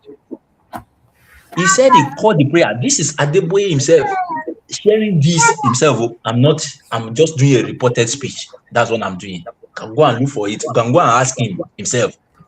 Ask the Irodeboye, and ask him whether Oman Paragon was he lies effortlessly. And ask him whether he did share this. But I'm going to use this against it because it's true also. This is true. It's not just that he's sharing it. So he said he called the meeting, and the meeting was the conference and for pastors, and it was supposed to end by 9. 8:45, he noticed that vast half of the audience were at the back taking coffee already. They were already drinking coffee, meaning by 9 they are willing to escape. It was him that got frustrated and was telling them that in Nigeria, where they have infantilized you, that's where I'm going. That he will call for a meeting. He will say 2 hours after the meeting, meaning if the meeting was supposed to end by 9, 2 hours after the meeting was supposed to end, which is by 11, the place where they don't infantilize them will still they shall say, make it continue, make it no stop. But in a place where they know they infantilize, they know how to get results as an adult, that getting results, economical result, is not turning to a sky daddy. Is Alayemi go and double your hustle, go to work, lọ fàṣẹ. That's how they get economical results. They were willing to leave the place as soon as it is 9. And he was now frustrated and saying, they do not even know what they got. That in Nigeria, people will be begging him to still stay 2 hours after the meeting point. That now these people just want to escape and leave because they are not willing to be infantilized anymore. They have infantilized them here, but they are not willing. But of course, it's not all of them, because Nigerians, and this is where I'm going, talking about activism. A lizard cannot become an alligator, or an alligator cannot suddenly become a lion because of location. No, it doesn't work that way. Because what God cannot do, jam-packed a full stadium, I think 2 years ago or last year in UK. And it points to the fact that you cannot give what you don't have. You can't. You can't give what you don't have. You can't give what you don't have. If Adam had ever been an agitator for a system that works, he cannot start behaving as a child, as an adult. No. It's you that were not paying attention. If you pay attention to the NLC, you will realize that Adam Oshiomole destroyed the concept of NLC. And I've explained it several times, that one of the powerhouse of the NLC, the Nigerian Labour Congress, one of the powers of making strike is the informal sector players, especially my people, the transporters, the popular area downfall drivers, the regular Okada riders. They were the powerhouse to making any strike nationwide. any strike. What Adam Oshiomole NSC did is that he destroyed that connection. There was an interaction. There used to be an interaction with the NURTW that have now been hijacked and captured as a state tool that was essentially for the people. If you grow up in 1999, 90s in Lagos, you understand what I'm saying? That you call a strike and the transporters, the road unions did not join. You are deceiving yourself. Those who destroy that connection and interactions is led by Adam Oshiomole NSC. So it shows that our people are not reading. They are infantilized. They are not studying. It's not even studying. They are not paying attention to things that they should be paying attention to. They are going to be paying attention to Shedi Balabala, Shedi Bulubulu. At what point you are supposed to overgrow some things? When I mean overgrow, it's not that you to stop. You are supposed to get to a point where you know that you cannot behave like a baby, an infant. But how many people they grow? Because to grow, you must have been educated. With the education you have received, I no doubt why you know they grow. That's why they can be asking question about Oshiomole that had never been one to start with. He had never been one. He had never been somebody who is truly agitating for systemic change, for systemic solutions, for responsibility to be taken over by the state. I said his administration destroyed the road union. That is why it's almost difficult to shut down any protest now. Call any protest now. It's difficult. Because the impact of our brothers, of our sisters, in that, what they call the informal sector, they are the real engine of protest. And until we regain back that thing back, of course, we know now. We know what is happening now. We know what is happening now. So, but the good part of it is that, yes, there are some leadership betrayers of the informal sector also. But vast majority of our people still bear the brunt of such economical disaster that will come by political elites. Yes, they still bear the brunt. They are in the highest scale of the brunt bearers. They are is more education small to redirect anger, because they are showing the anger already. Street. Somebody was telling me a story of a man that posted assisting a lady to get delivered in Lagos. And he was shocked that humanity has been lost, because some of the things I shared is crazy. But me, I wasn't shocked anyway. Because yes, ultimately humanity will be lost. Humanity will be lost within an oppressive system. Absolutely. Now, why? Humanity will be lost in an oppressive system. I beg no verse from me, Shawaila.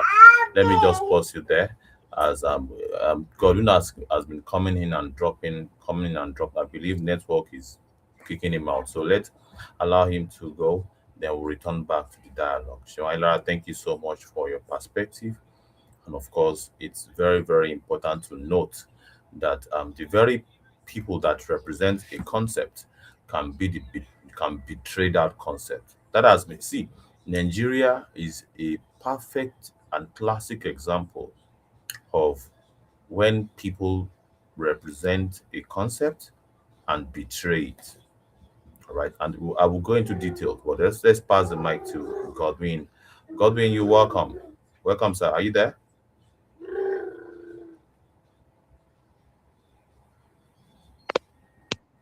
You are not audible yet. Please, Godwin, have you unmuted your mic?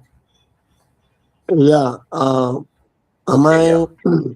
You're coming out clear now, yes. Good evening, everyone. the If network you can has speak really a little bit been louder.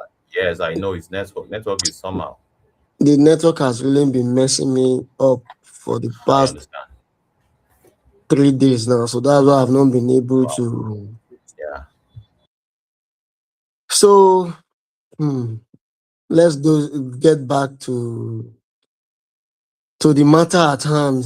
You can see what um this is what our politicians are doing.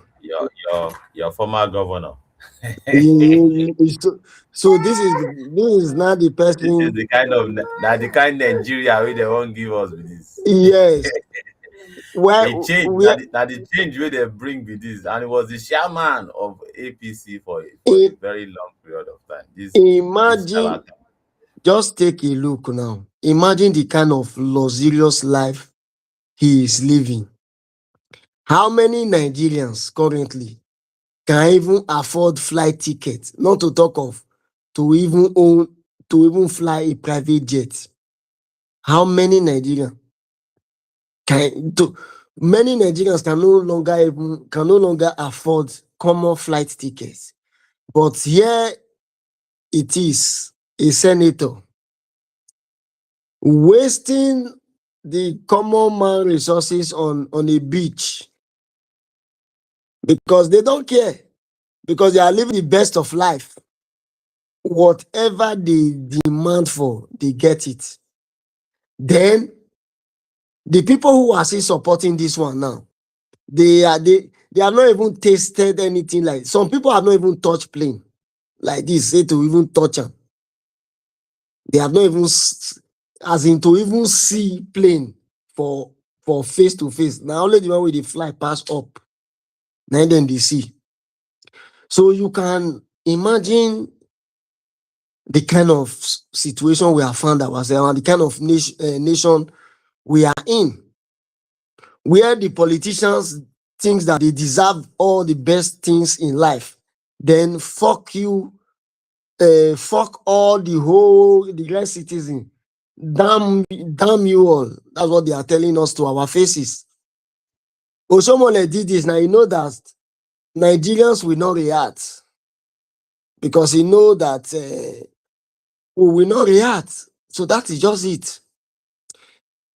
Like what there was a statement you made that day that if we like the way we Nigeria be now, if we were able to just fish out those who are perpetrating the evil, those who are supporting this same hypocrisy, if we can be able to just fish them and just differentiate them, everybody will just be in your own country. May everybody just, you understand, it would have been okay.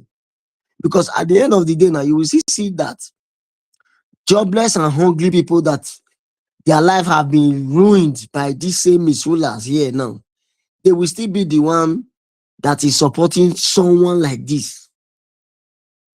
And these are the kind of elders that our religious fathers are telling us to pray for, so that they will be okay.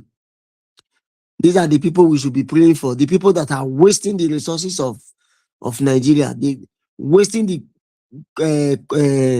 common man's resources for their own selfish interest, their own selfish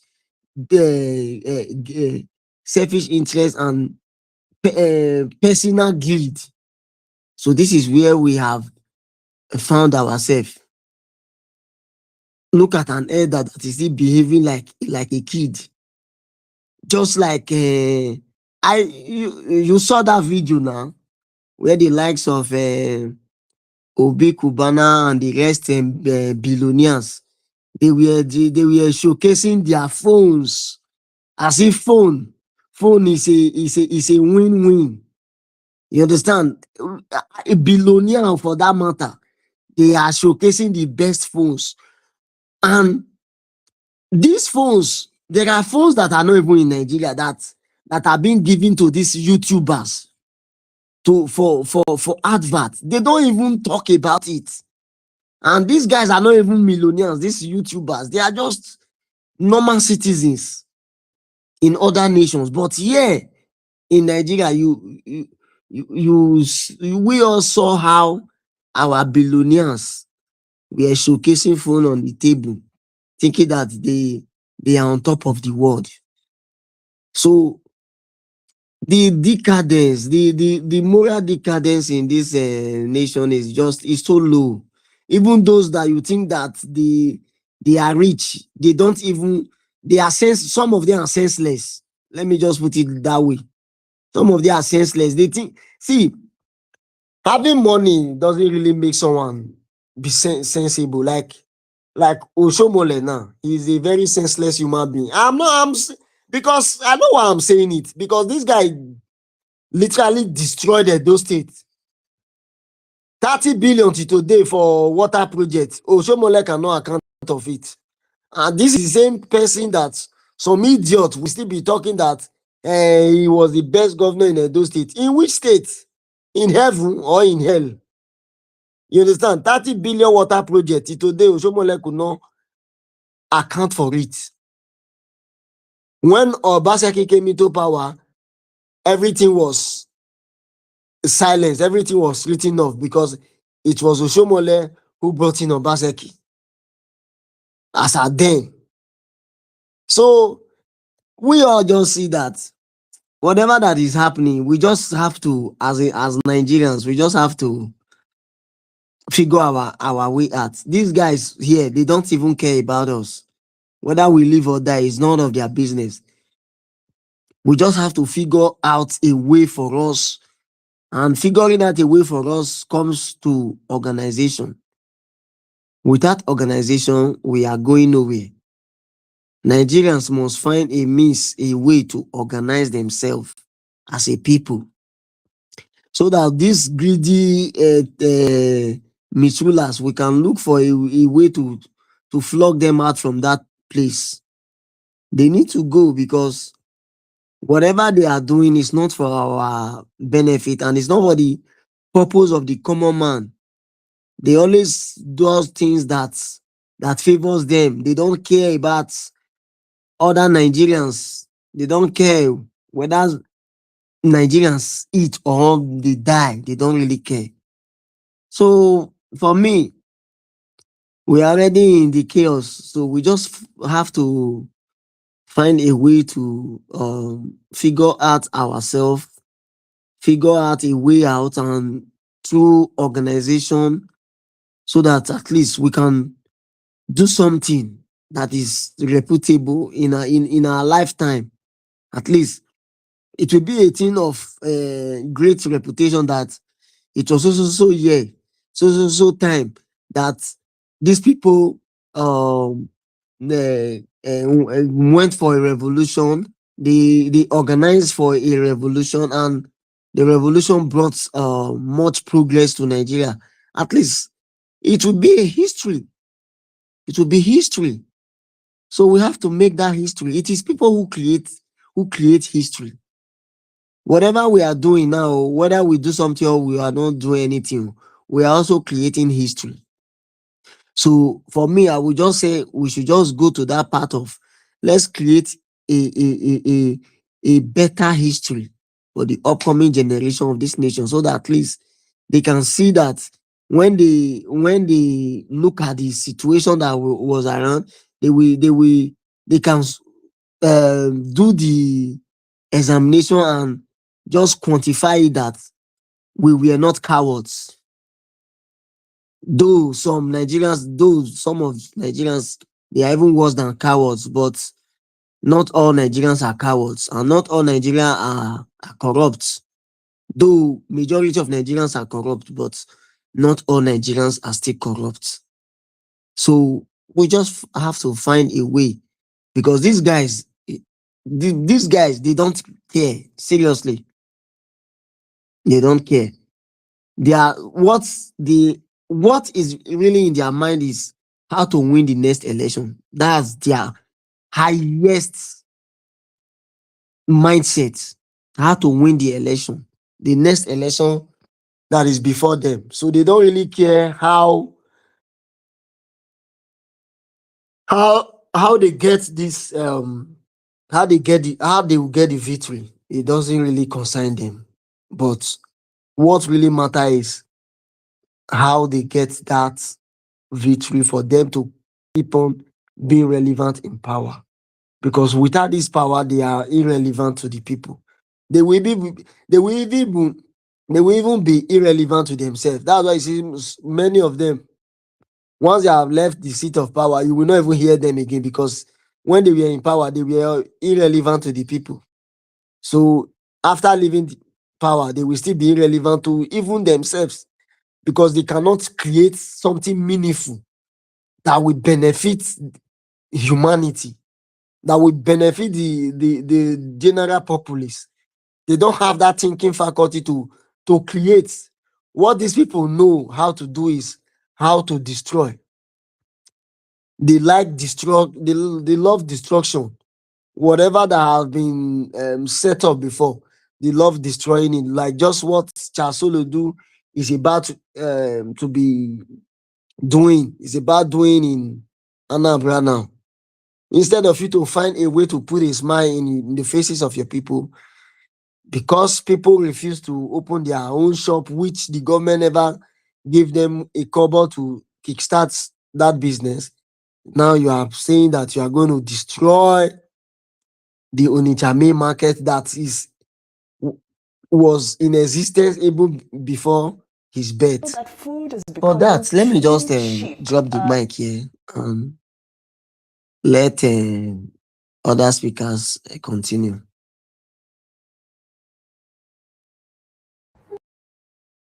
Thank you so very much, Godwin. Thank you very much, sir, for dropping by today to give us a perspective to this issue.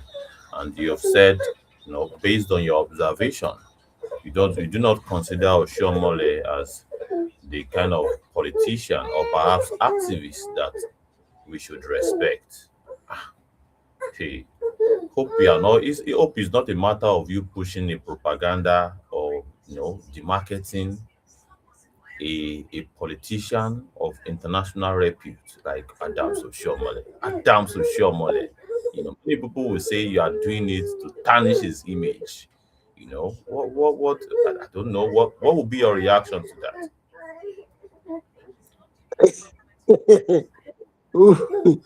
Me, Tanis Adam, image. These guys, who is the activist? Oshomole has never been an activist. He's a cash. An internationally recognized activist of Mm-mm. sterling repute. Okay. For you to know that this guy has not been an he was never an activist. Since Oshomole became governor in 2007, when they contested 2007, but he was later reinstated in 2010. So what am I trying to say now is that Oshomole was never an activist. He was just using activism to try to come into power. Because, yes, he has never been an activist. Forget those things that he did in NLC then. Look at the fate of NLC today. Because the guy single-handedly destroyed NLC, destroyed the foundation of NLC, destroyed the image of NLC. Look at what NLC is today. Today now they are all toothless bulldogs. You see? NLC we planned for a protest. People will be agitating. Before daybreak, you will see them that they are coming from Aso Rock, say that they have a meeting with the president. So how will such organization bring action and justice to the people that have been compromised?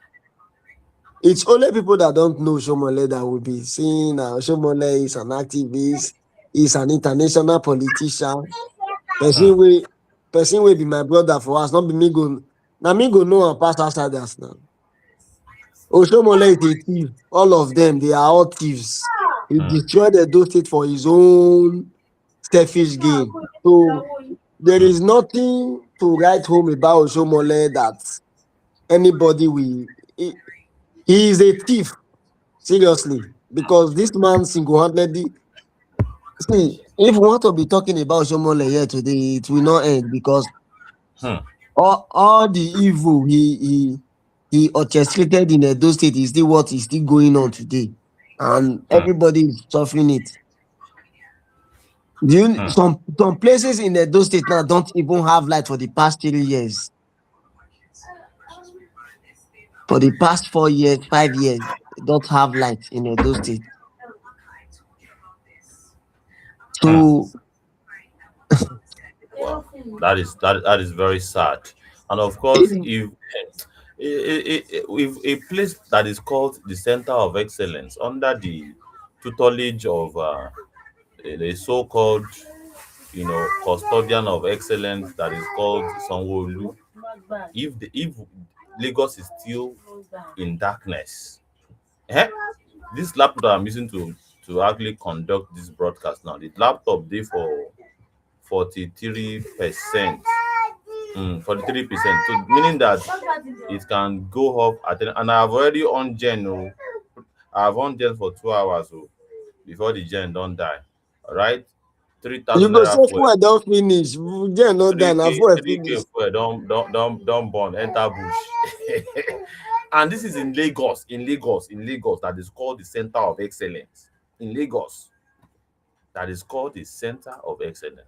Now imagine Edo State that was actually once a place that was run by a so-called activist, The heartbeat of the nation. a representation, according to many people, of the whole idea of activism. You please proceed. What you have to say? I said the heartbeat of the nation now. Edo State is the center of the nation. You Heartbeat. understand? The Heartbeat will not heartbeat. get electricity. Heartbeat wey no even get blood again for body. Hi. You know, The there is no lifeline of more. the lifeline is in question. That is just it. So the thing is that these guys, they just come into power to come and ruin the lives of the people at the detriment of their own selfish interest. And That this is is why, coming from, hey, you see the Edo State, Abi? of course. Hmm. Okay, wait. Let me show you where I am now, so that you see the darkness I am in Yes, currently. because to our viewers, Look at it. think I'm inside they think darkness.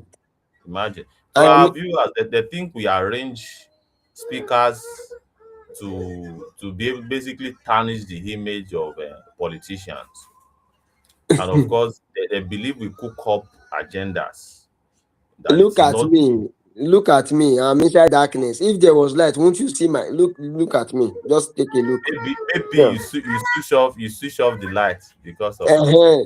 Okay. Even if I switch off the light, what that of is that is outside? what they that is what many people will say, that you switch Yes. off the You you have understand? switched. How were you able to charge your phone if there's no light? It's That is what it's some gener- people will say. it's generator now. You understand? Hmm. Wasting money on fuel Hmm. for nonsense, Money wey rubbish. suppose go inside food wey person go suppose chop. Eh? Yes, money where you supposed to package. Okay, just imagine. And these idiots, when they travel to other foreign country, there is nothing like generator. There is nothing like generator. They all see life over there, and they Hmm. cannot replicate it here because they think that the life that they are seeing there, it is only them that are capable of living it in Hmm. Nigeria. They It, rather the, go and thing, they rather go and buy properties there and enjoy that life the than to thing is bring that that life to Nigeria to everybody to enjoy the life. the thing is that all these guys, their mistake is that they will never have peace. Hmm. Even those trillions, those billions that they have stolen, they cannot use it in peace in Nigeria because the children of the poor, that they refuse to fix up when they have seen that they have seen nothing to eat, no hope again. They will turn back and eat up the politicians. A time is coming. Just hold on small. Hmm. Yes, and that is where we are already heading to right now. That Hmm. people will be chasing these politicians literally, as in, like imagine 100 people now, 100 citizen, 100 community member chasing one politician. Imagine how Hmm. that kind of reaction will be. Hmm. So that Many is people, where we are. that is why whenever they want to come to the communities, they used to come with heavily guided, heavily armed police officers. They No will come. wahala. If I somebody think wants to come to your village now, you know go come on your own. you know, go be try and say, I want to just come and have a conversation with my, because I have served them well enough, and they cannot harm me because I have not done anything evil against my people. Let me yes, just come and show up without he any cannot. security. He cannot. And People, that is a litmus test. To many people, many people say that is a litmus test. If you have not done anything wrong to your people, if they don't have any hatred towards you based on your performance in office, will you be able to walk around your people and move around and pay them August visit on your own? You okay. know. Let me even give you a shock. Do you know that Oshiomole doesn't use car in Edo State? He use helicopter. Hmm. He doesn't use car. Hmm. When he want to go to any place in Edo State, he uses helicopter. Hmm. When he even came to our community last year, it was helicopter he used. Hmm. So he doesn't go. Because he needed to buy, he doesn't want to be caught up in hold up or perhaps bad road where he's supposed to so Yes, you see, they always have shortcut to they have a means of escape to escape from the escape. reality of the people, the reality that people live every day, basically. Hmm. So, Interesting. Let's so take a listen imagine. to hmm. Let's So take a listen to someone. what. Okay, okay. Yeah, just few moments, 2 minutes as we take a breather a little bit. Just 2 minutes. Lot about this particular issue. I know you've had a lot of back and forth. That food is becoming too cheap. Rufai, you've spoken a lot about this particular issue. I know you've had a lot of back and forth with Reuters as well about purchasing power and how purchasing power has been eroded. My opinion was not to comment about it because I don't like to respond to partisan, very insular. People do 100 or 001. Food is becoming too cheap. Too cheap.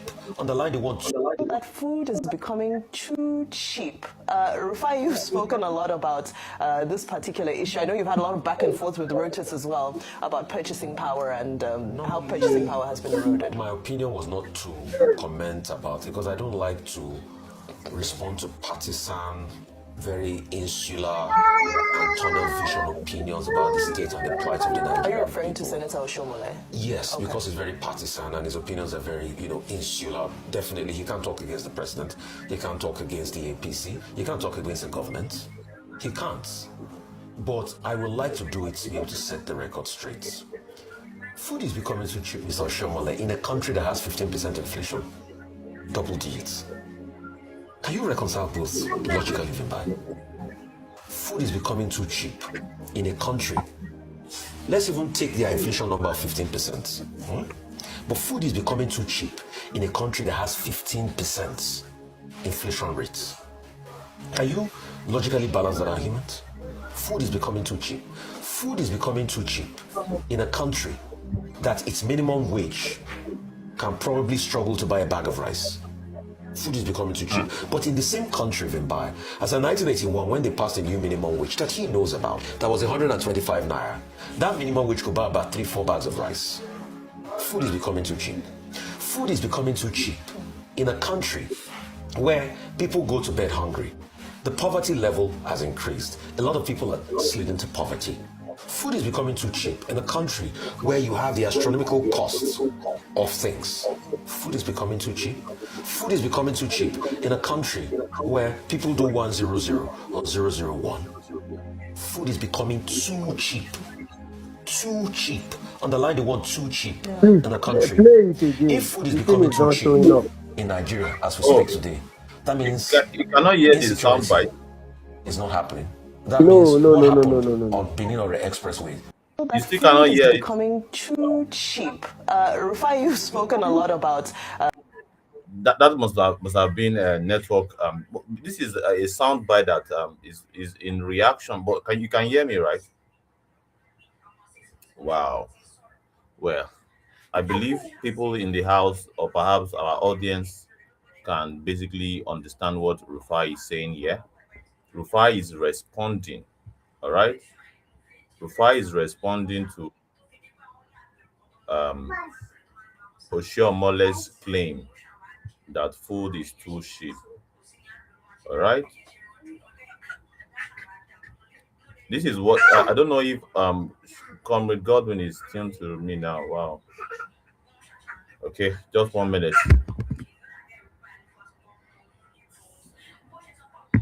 Can you see anything playing on the screen, Godwin? Huh? Am I audible to you? Yes, you are audible. Okay. Can you see anything on the major screen playing Yeah, right yeah, now? yeah. Okay. That is the It's reply on it's not our right audible, TV. right? Okay. Okay. Let me see if it's audible now. Is it audible now to you? Rufai, you've spoken a lot about this Is it particular audible issue. I know now? you've had a lot of back and forth with Reuters as well about purchasing power and how purchasing power has been eroded. My opinion was not to Can comment you hear the about because sound I right don't now? like to respond to partisan, very insular Well, and tunnel. he still cannot hear. It's most likely network issue. So yeah, as we wrap things up, this is Shore, and I say Shore, this is Rufai, basically saying that well, reacting to Adams Oshiomhole's claim that yeah, he said we can hear Rufai. Yeah, thank you so much for that feedback. I figured that it is Godwin's network that is playing some pranks. And he's back now. Can you I'm back can you again. Too cheap can you hear in it a now? country that has 15% Is it audible inflation now rates. to you? Can you logically balance that argument? Food is Yes, becoming yes. too cheap. Food is becoming too cheap in a country that its minimum wage can probably struggle to buy a bag of rice. He's basically Food is reacting becoming too to cheap. But in the same Oshiomhole's country, claim Vimbai, that as in food is 1981, when in they passed a new Nigeria now. minimum wage that he knows about, that was 125 naira. That minimum wage could buy about 3-4 bags of rice. Food is becoming too cheap. Food is becoming too cheap in a country where people go to bed hungry. The poverty level has increased. A lot of people are slid into poverty. Food is becoming too cheap in a country where you have the astronomical costs of things. Food is becoming too cheap. Food is becoming too cheap in a country where people do 100 or 001. Food is becoming too cheap. Too cheap. Underline the word too cheap in a country.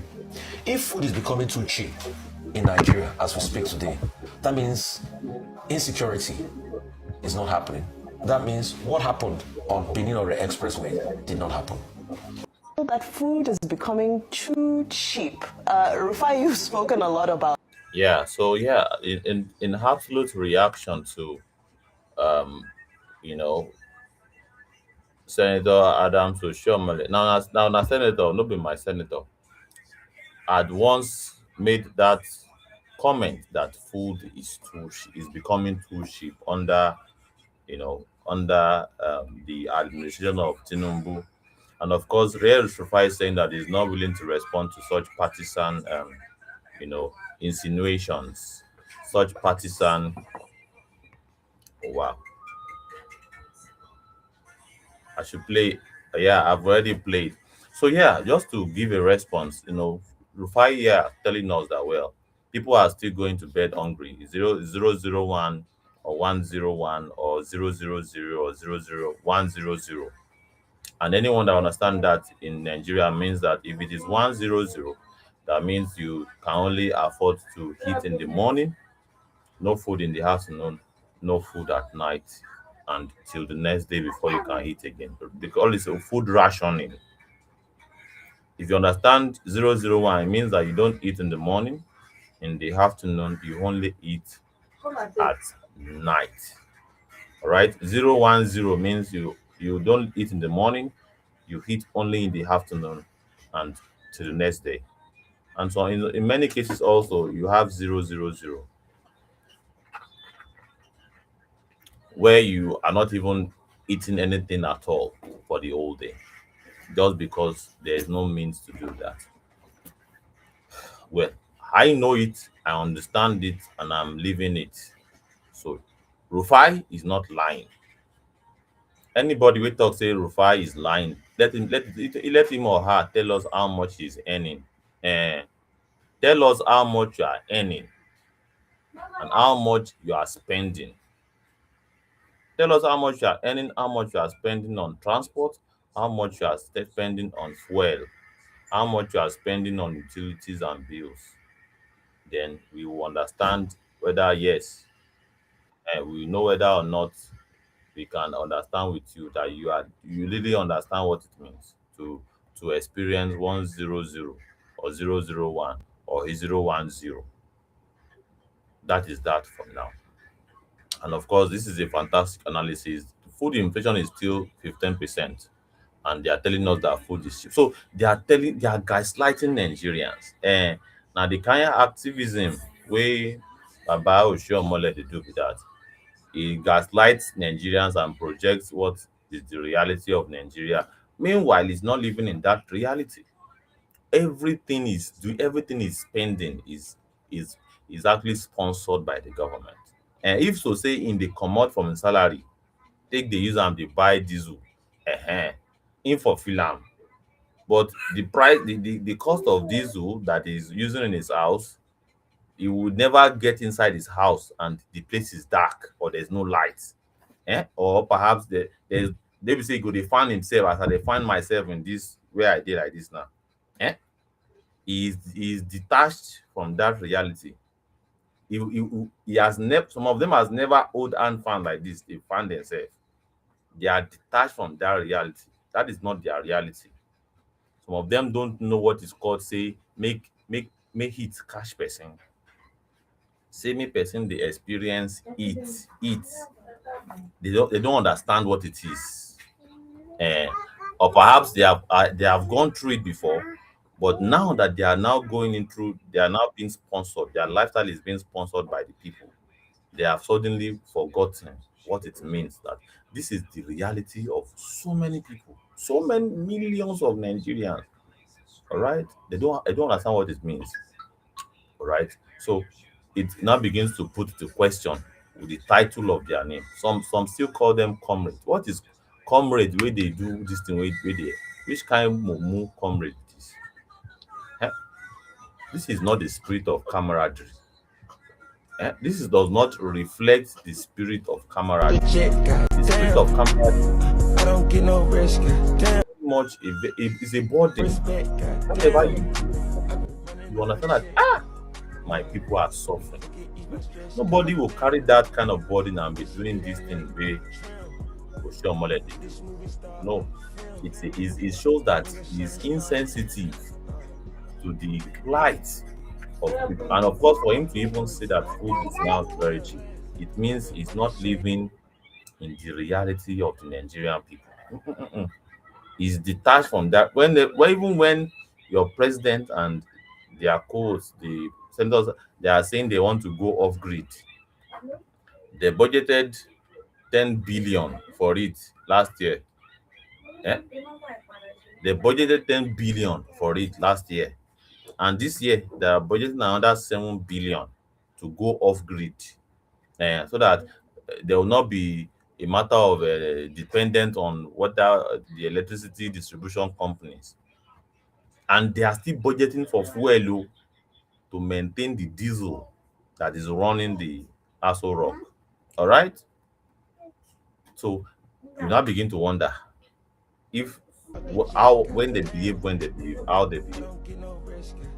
They are detached from your reality. That would be the argument of many people like myself. They are detached from my reality. Many of them, mosquito never bite them in the last 10, 20 years. Waiting mosquito won't find reach where they live. But this is the reality of Nigeria. Now, I've been notified that my laptop is about to die down. But let me quickly go through a particular article that I came across. The phrase, the Nigerian kind of Nigeria. Oh, let me just be as slow as possible. This article, I asked Grok to give his comment. And this is the comment of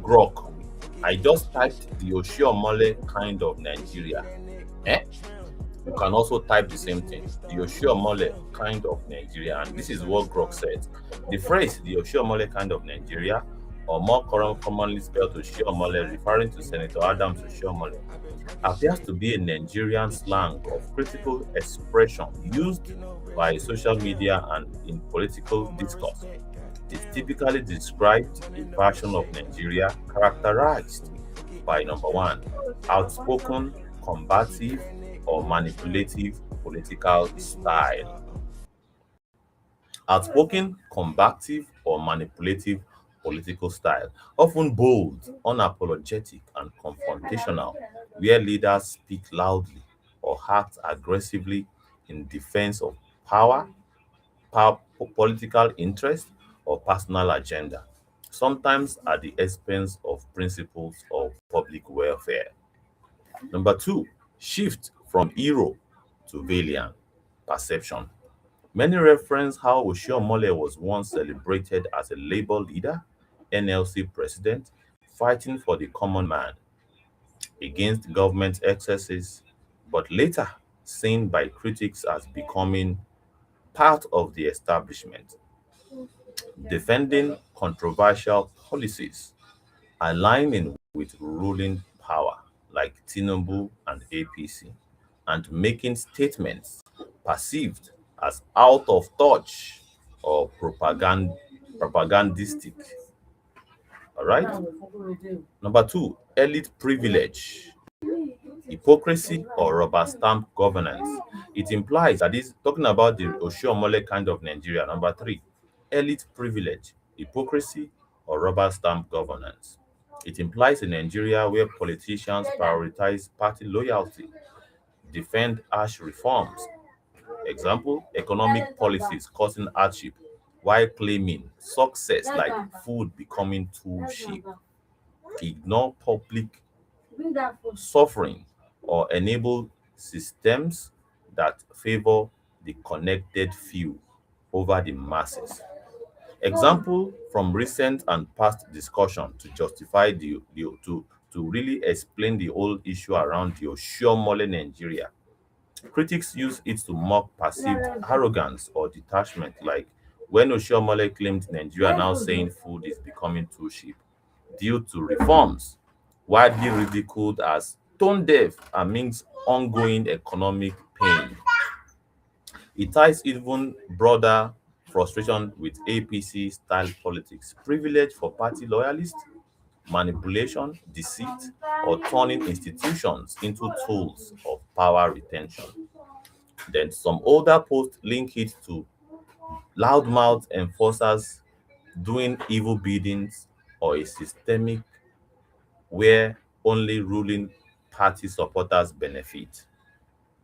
In essence, the Oshiomhole Nigeria is a shorthand for the kind of Nigeria many feels frustrated by, one run by sharp-tongued, power-driven figures who started as comrades for the people but ended up defending the status quo, no matter the cost or ordinary citizen, no matter the cost to ordinary citizens.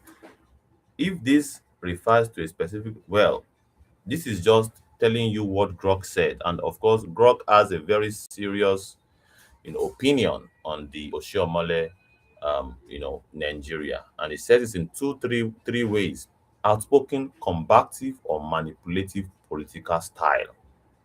Oshiomhole Nigeria.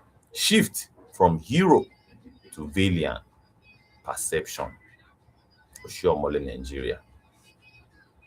Elite privilege, hypocrisy, or rubber stamp governance. Oshiomhole Nigeria. Thank you so much, Nigerians. We have used over 4 hours here, and of course, my gadget are shutting down. I've already used the fuel I was supposed to use for today. The battery have drained, and of course, we'll see tomorrow again for another fresh episode on Civic Space. If you love this kind of content, please do not forget to subscribe on YouTube, and do not forget to follow us on X. Please, this is a recorded broadcast. Kindly share it to all and sundry.